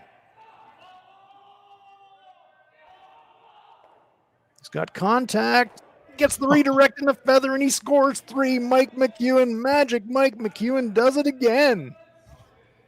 What a great shot. Wow. Fantastic shot. Got a little bit of good fortune. Tickled that stone in the front of the 8-foot, got a little redirect. But whammo. Mike McEwen throws a 3 on the board and takes a 6-5 lead after the 6th end in our quarterfinal game at the Nutrien Ag Solutions Western Showdown in Swift Current. Imagine being able to stream every curling game from every sheet from any event, be it your Wednesday league game, bonspiel, or corporate event. Curling Stadium offers an all-inclusive streaming solution featuring high-quality cameras, ease of use, great reliability, and minimal installation. Offering your sponsors customizable ad space on your streamed curling games and being able to sell video packages to your corporate events for increased revenue. With Curling Stadium, you can stream to any device, be it your mobile phone, tablet, or computer. Push the feed to your desired platform, be it Facebook, YouTube, or any other social media. Curling Stadium is simply the way forward. Where it's commonplace in other sports to televise every game, we want to do the same. Curling is a global sport, and it's time it gets the coverage it needs. Make your curling club the next Curling Stadium. Well, what do y'all think? Too blue? Not blue enough? Try this. Makes your eyes pop. This could be our best yield yet. And didn't we get this seed at a great financing rate? Yeah, we did. Iced tea? Great idea. Let's talk more about next year. I got some thoughts. And I've got some numbers. Nutrien Financial, financing that's in the field with you. SaskTel Be Kind Online wants to stop cyberbullying. Want in on the action? We award up to $1,000 for youth initiatives that help spread kindness and prevent bullying. What great idea do you have to help stop bullying? SaskTel can help. Go to BeKindOnline.com and apply for a grant today. Together, we can make a difference.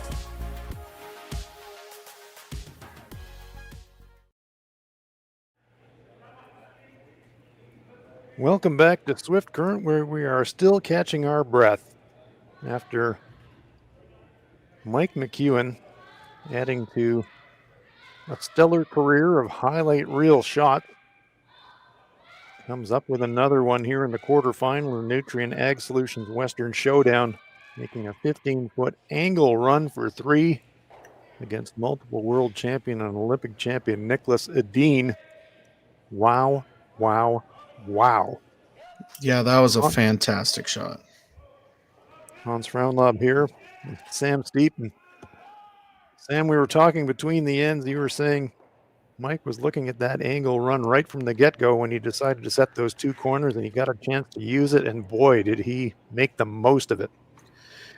Yeah, I mean, obviously a great shot. I don't want to discredit it, but he called that end to have a shot like that. He knew that he was going, if his team played a good end, he knew he was going to have to make an angle run or an in-off for 3. And obviously amazingly executed by his whole team, and great line call and shot made on his last one. But he called that entire end to have a big shot for 3, and that's what he made.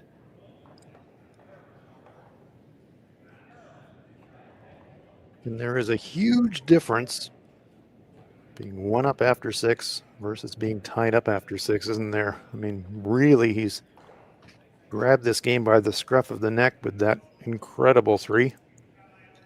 It very well could be the game-winning shot. If he misses that and it's a steal of 1, the game's over. Edin's going to win, so an incredible shot.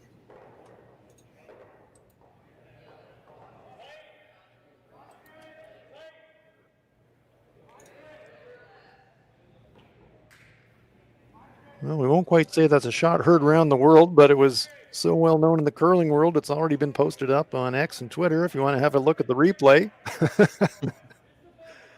That'll be one for the memory banks. Glad you were along with us to see it. Yeah, an incredible shot. I said before he threw it that he loves his outturn angle runs. Mike has about 36 angle run backs that are posted on on Twitter and Instagram of made angle runbacks like that. He loves those out-turn angle runbacks. So incredible shot and important Another for one team. for the collection. Yeah, another one. 37 now. But really important to keep the momentum for Team McEwen to keep the momentum on their side and have a strong seventh end here. So after taking that hammer blow, how does Niklas Edin play in number 7, do you think, Sam? I mean, you're obviously wanting to try and keep blank alive, but you're also thinking multiple as well. How do you kind of balance those two things as you're approaching the early part of the end? Yeah, so some teams are different. Some teams would have drawn around the center guard and made a couple double run backs, hopefully, and gotten a blank, but not Team Edin. Team Edin loves to be aggressive in the seventh end. I mean, against earlier this event, they had the same situation and ended up scoring 2 or 3 in the seventh to take the lead and ended up winning that game. So they do play an aggressive seventh end. Their goal is going to score 2 or 3. Team Edin loves to be in the lead playing the final end, even if that lead is only 1. Yeah, Niklas not loving the situation on the center line, and with how good of a hitter Rasmus is, you could touch all 3 reds here. So let's see if Rasmus Rana can rearrange the center line. 1, 2, just blows it by the stone on the button and pushes the red stone just biting the front 12 foot. Yeah, a little frustration by Niklas because he did jump the line out of Rasmus's hand. And that was the difference in missing and just missing the shot. Tough to make that perfect line read when the rock is being thrown so hard. Yeah, when the rock is going to be at your feet in about 5.5 to 6 seconds, you have very little time to decide whether you want to sweep or not. Yeah. Like trying to hit a Shohei Ohtani fastball. You got to make up your mind really quick and pull the trigger. Well, that's too soon. I'm still upset. I'm sorry. Sorry about that. I'm so upset that Ohtani decided to take the $700 million in LA and not the Toronto offer. But those LA Dodgers just keep getting better. Keep signing the big players. Meanwhile, back in Swift Current. Yeah. Back in Swift Current. Tap. Didn't quite curl enough for Mike. Did push the Edin stone out of the rings, however. Mike saying sorry while they're sitting 3 is just how much you know how intense they are and how they want every shot to be perfect. They know they've left a little bit of a door open here for Team Edin.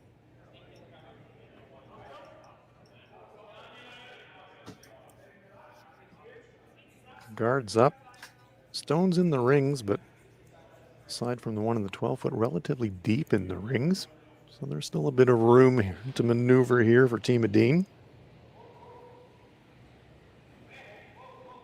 Rasmus Rana again throwing some smoke. Running in the corner guard, but blowing it through the uprights. And you can feel the momentum just shifting to Team McEwen after that shot in the 6th end. Rasmus, 2 uncharacteristic misses. Mind you, by a couple centimeters were those misses, but that's all it takes to lose momentum in the game. Yeah, it feels like the wind has gone out of the sails of Team Edin after that magnificent 3 by Team McEwen. Team McEwen trying to ride the wave. Let's keep the nautical theme going here. Trying to get all the way to the finish line. If they can force Niklas here, They'll be feeling very good about their prospects. Yeah, they would love this to be just biting 4 foot 3/4 buried. Like that? Pretty Half close. Yeah. Nice shot by Colton. Did leave 2 different triples. Triples are good, but there's 4 stones in the ring, Sam. So yeah, Forrest is still on here.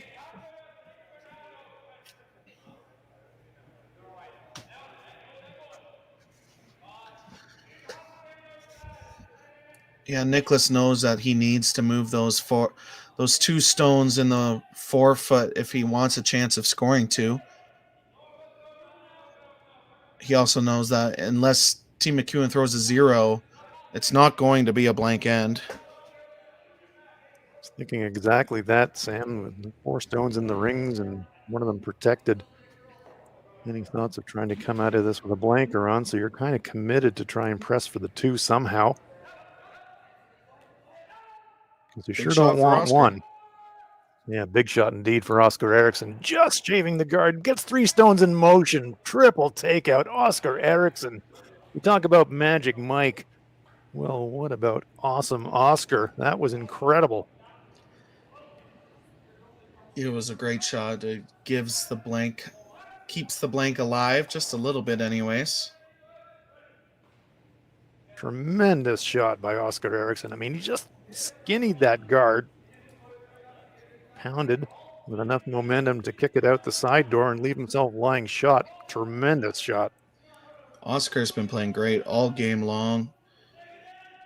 He has really won that vice position battle so far, and yet Team McEwen is up 6-5. Colton in the background waving his arm saying, don't sweep it. Mike saying, yeah, sweep it for Curl. Hangs around. Big separation between those 2 stones. Far too much separation to be thinking sensibly about crosshouse double takeouts. No, yeah, they have to hit and roll under that center guard. That's the only option.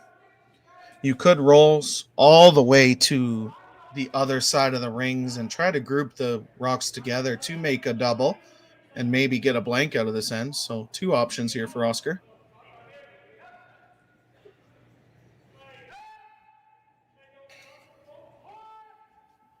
Triple takeout on the last shot from Oscar. Now trying a little bit more gently to hit and roll, but it's just going to nose. We'll hang around, but wide open. Pretty good call. It forces Mike to roll into the rings. Obviously, they wanted to make the roll, but they called them off at the hog line, so it would curl enough to where Mike is forced to roll into the rings. If Mike noses, I think he will be outside of the scoring area, which keeps the blank alive for Team Edin. Well, once again, Mike McEwen doing a little bit of ice maintenance. Saw early in the game, first or second end.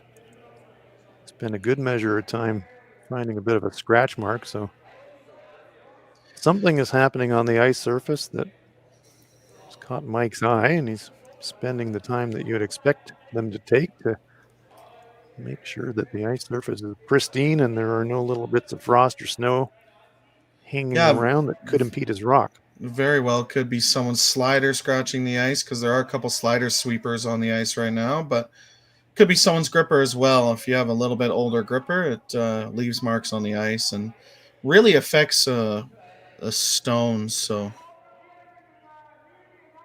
the main reason why he's taking his time cleaning the path. Could just be giving Colton a breather. Just kidding. They were absolutely looking for something on the ice. That's funny, though. It's a big shot in the game. He needs to roll into the rings to keep the force alive.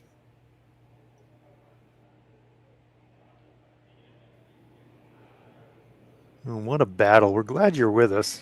We knew this was going to be a pretty special game in the quarterfinal, and it's proving to be just that.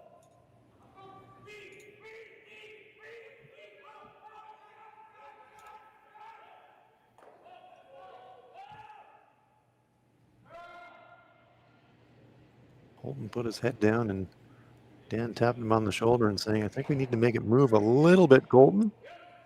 This one is going to spin across the rings and close up near his other shot. Yeah, it does bring them a little bit closer together. Yeah, rolled farther than he wanted, but actually rolled to a spot where if Team Edin decides to make the double, they lose their shooter and Mike can just draw around the center guard.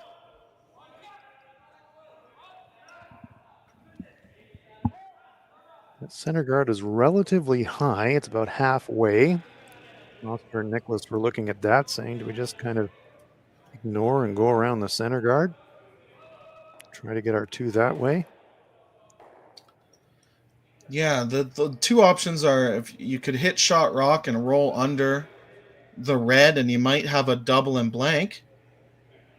Or, like you said, draw around the center guard. There, Oscar showing us the other options. So those are the two options being considered.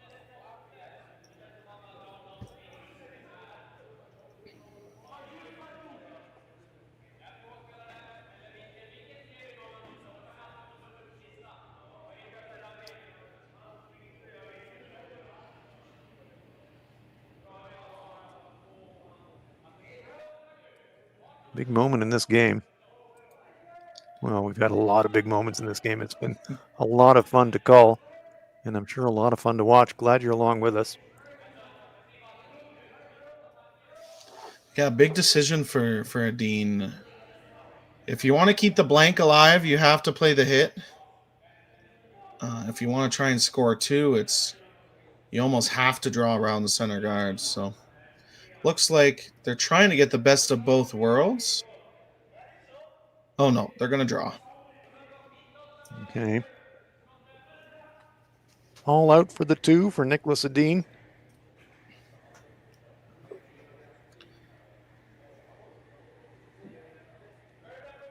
Yeah, I think this is the right call. If you make this perfectly, full 8 foot, just shot rock behind that center guard, it'll be pretty tough for Mike to play the hack weight or to eliminate it.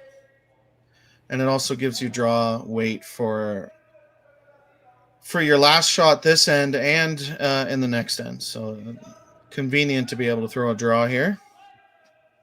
I think you made the crucial point there, Sam. Really can't be anything more than just full 8. Otherwise, he doesn't really get protection from that center guard. So needs to leave it relatively high to get protection, but he needs to get it deep enough, obviously, to get shot.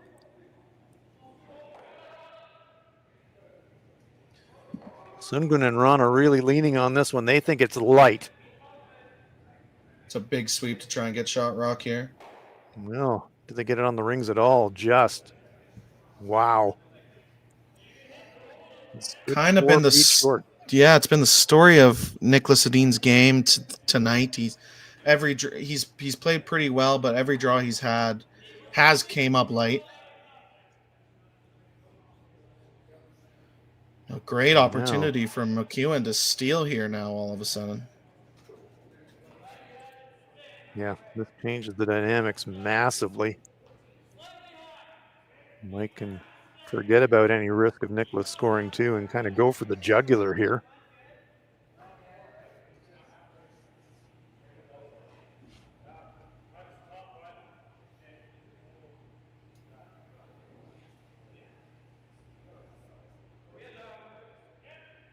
Won't be lights out for Niklas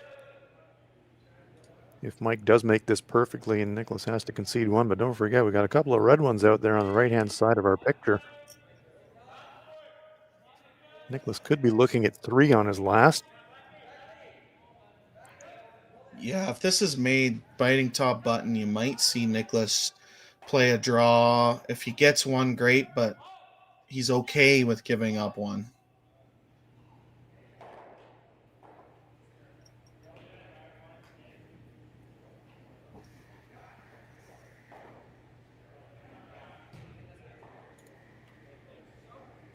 In turn, come around draw attempt for Mike McEwen, looking for the button.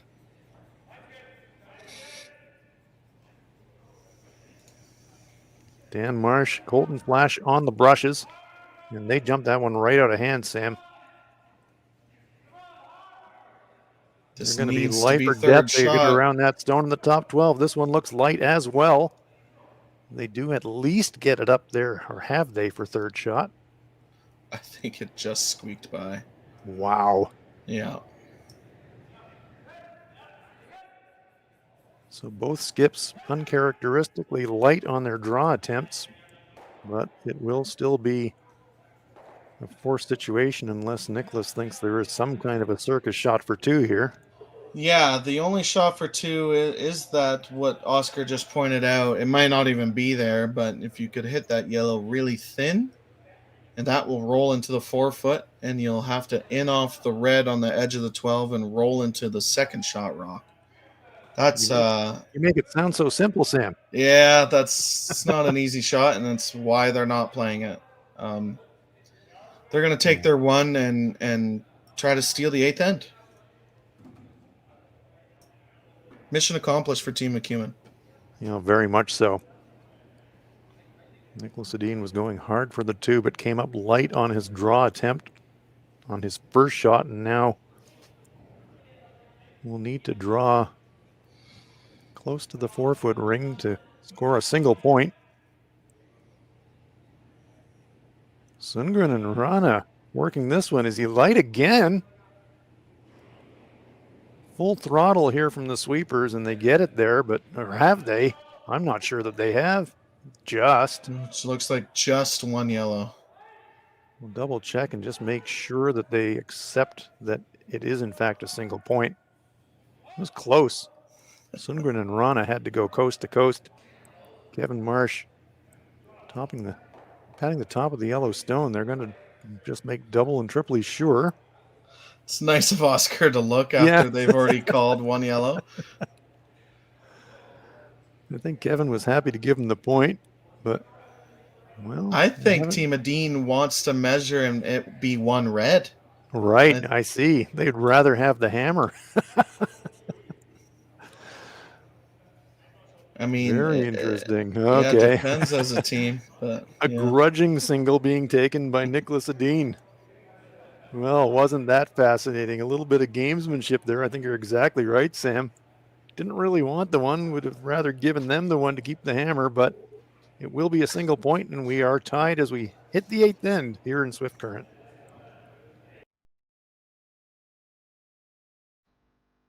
I've been farming on my own right for 40 years now, I think. It's a very wholesome enterprise. You have very, very busy periods when you have to go hard. So many of our windows are so tight that you just can't afford to miss a couple days seating. When a producer places their trust in us, that when it's time for them to be able to make their living, we're going to be there. That's a tremendous responsibility that it's not a one-day-a-year thing, right? In order to actually deliver on that, you have to build your processes and you have to build your team and you have to have a mindset of operational excellence, because there's a lot of things that can go wrong. And it's our job to make sure that they don't go wrong. Or if they do go wrong, that we can fix it before it affects our customer.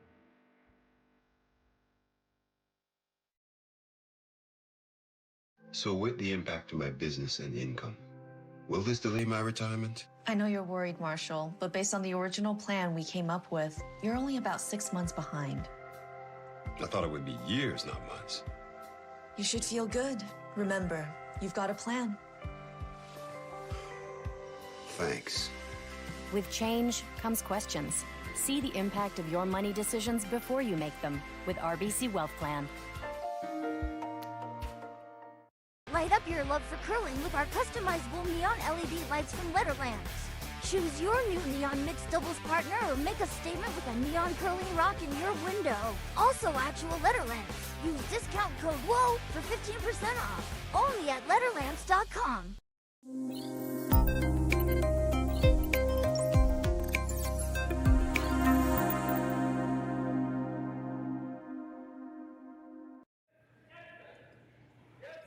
Welcome back to Swift Current, Nutrien Ag Solutions Western Showdown.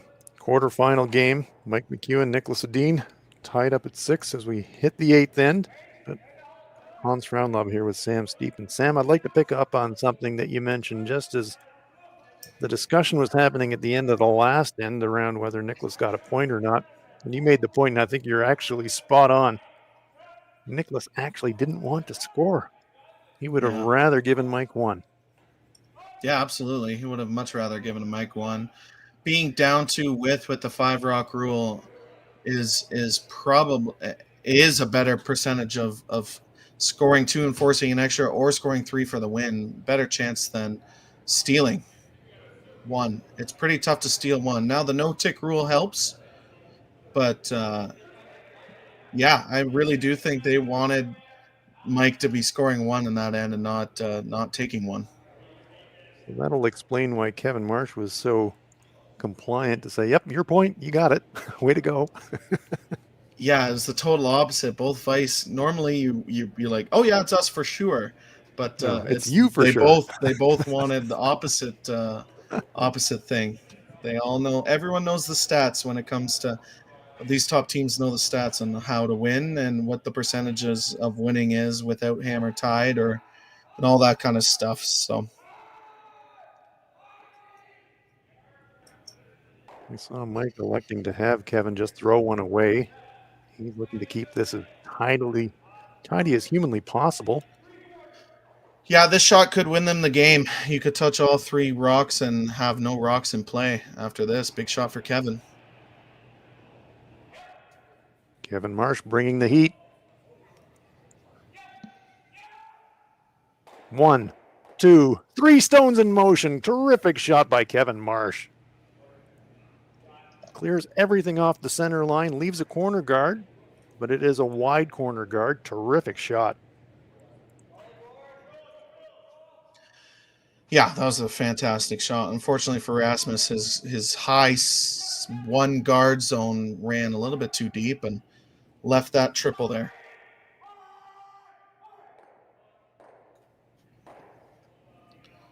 That very well could be the game-winning shot. Exactly. So there is a lonely corner guard, which is fine when you got the hammer, but not so good when you don't. But right now, Niklas will take any protection he can get to try and creep the play somehow back into the 4-foot area. But as it stands right now, 8-foot circle wide open for Mike McEwen. I really like the call of drawing in early here behind the corner guard. If you decided to throw the center, you could leave a double peel, and all of a sudden you have nothing to hide behind. So Niklas knows that, and a great call. Some teams would have thrown the center and eventually might have not had a single guard to play with. So great call by Niklas. Yeah, great call indeed, and nice execution again from Kevin Marsh, ripping away that corner. But now Niklas knows that he's going to need pretty much a clean miss out of Mike McEwen to somehow win this game.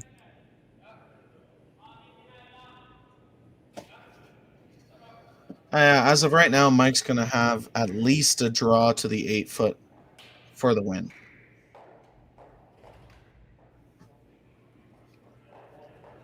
That lovely triple clear by Kevin Marsh on his first, really changing the complexion of this 8th end and simplifying matters a lot for Mike McEwen.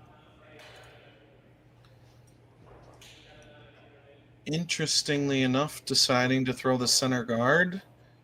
I thought maybe they would guard their own rock just because then there's no double. But I think they're trying to get a little lucky. They're trying to bait McEwen into making the double, but if they don't make it perfectly, the yellow all of a sudden gets a little bit closer to that button and will shrink the scoring area down if you don't make it perfectly. Would you ever not take the bait and just kind of hit it high side and just keep it away from the double slam just for that reason? That's exactly right, and that's why they're playing it this way. Not falling for it, says Mike McEwen. Nice peel there from Colton Flash.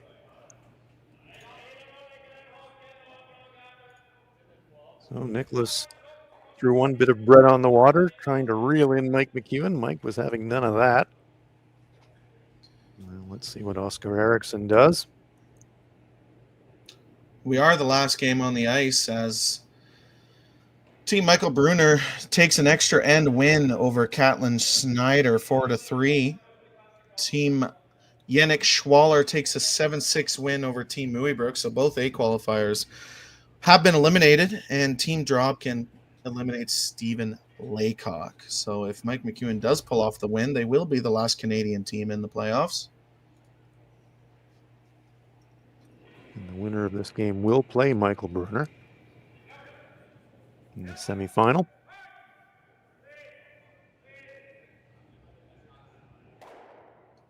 And Mike not falling for the bait at all.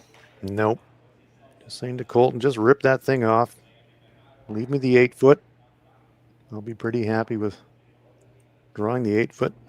Mind you, he did come up light on a draw attempt in the previous end. Not wanting to wish anybody any ill will, but what seems like a routine shot with the game on the line sometimes isn't. It's probably the main reason why Team Edin's throwing their rocks into the rings. You're making Mike hit on his first rock, so he doesn't have any practice draws. Just a great call. Yeah, doing good for what they have left, anyways. No, very good call, Sam. Nicholas, without any guards to work on, are doing every last little bit that they can to try and just make Mike's last one as difficult as they can, even though it's going to be, relatively speaking, a fairly routine shot.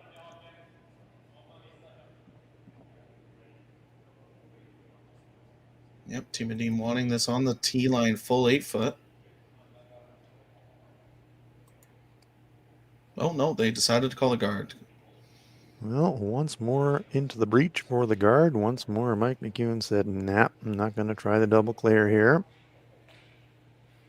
Not falling for the bait. No way. Mission accomplished for Edin. You're making Mike throw a peel and then a draw. So, it'll be interesting. Looking ahead, Sam, let's assume that Mike makes the peel. Where does Nicholas put his last one? I think full 8, just wide open, just fully open beside their other yellow.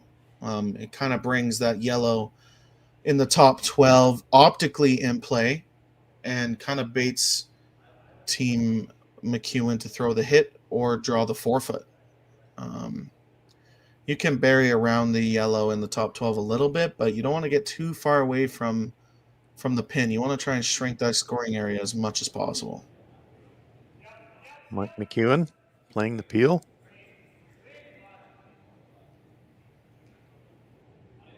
No problem there.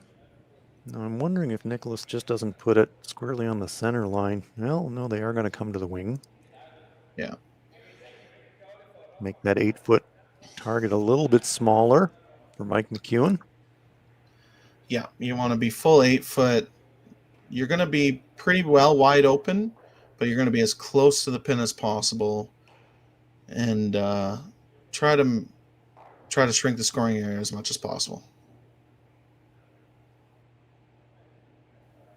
So Niklas Edin trying to turn the 8-foot circle into like a 4.5-foot circle by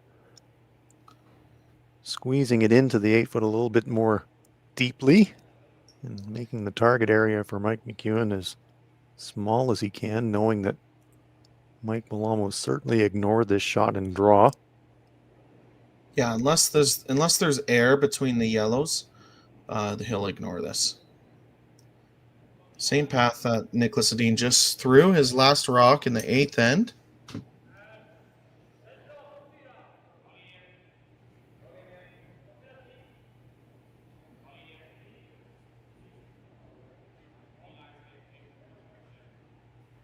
Kevin Marsh coming to the tee line to sweep it as deep as he can should it get there, but it comes to rest squarely on the tee line. Nice shot by Nicholas. It's exactly where you need to put it. Does leave a little bit of air, so it's up to Mike whether he wants to throw the nose hit for the win or the draw to the 4-foot. Now, knowing Mike McEwen the way that you do, Sam, what do you think his instinct is? He's taking a long look at the hit.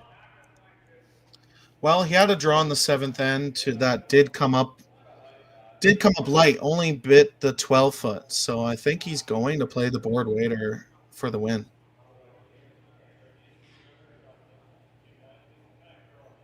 I do think Edin left their rock in the perfect spot. He made Mike think about it, which could cause a little bit of lack of concentration sometimes. So a well-played end for what they had, because Kevin Marsh made a triple early in the end. So Colton Flash making sure that the path of the stone is as free of debris as they can possibly make it. So it all comes down to this at the Nutrien Ag Solutions Western Showdown quarterfinal game. 8th end, tied at 6. 2 stones in the rings belonging to Niklas Edin. Mike McEwen needs to hit and stick to win the game and advance to the semifinal.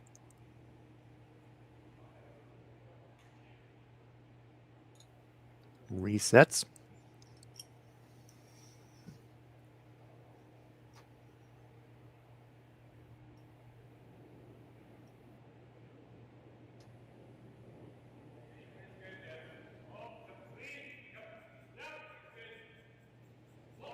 Very quiet wait.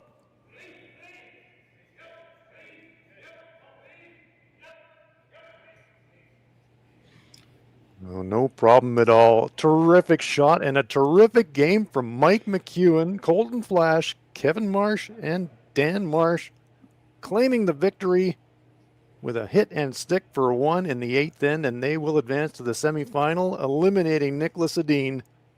Wow, what a game. Sam, final thoughts. what an incredible shot in the 6th end. That angle run back ended up winning the game for Team McEwen, and Mike not missing really at all game long. So well-deserved win to stay alive in the playoffs here at the Nutrien Ag Solutions Western Showdown.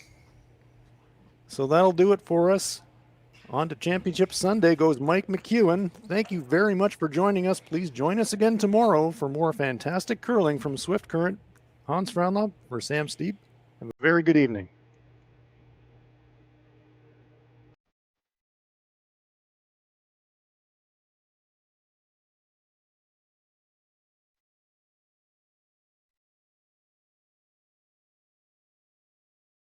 We feed the world with Nutrien, and a large portion of what our job is to get fertilizer out with the carriers so they can get directed to the farms or to the different retail locations. We know that if we don't have the answer to something, we're not afraid to reach out because we have support from everyone. We've got a really good team behind us.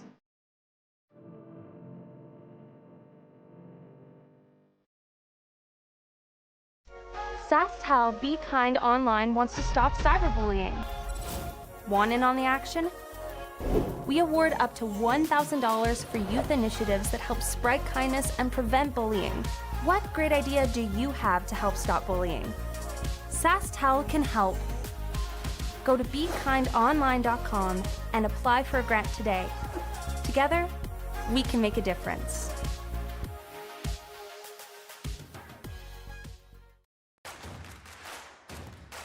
Imagine being able to stream every curling game from every sheet from any event, be it your Wednesday league game, bonspiel, or corporate event.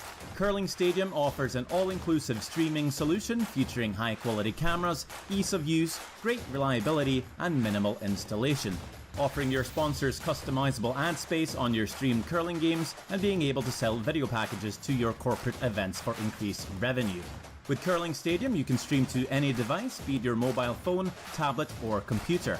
Push the feed to your desired platform, be it Facebook, YouTube, or any other social media. Curling Stadium is simply the way forward. Where it's commonplace in other sports to televise every game, we want to do the same.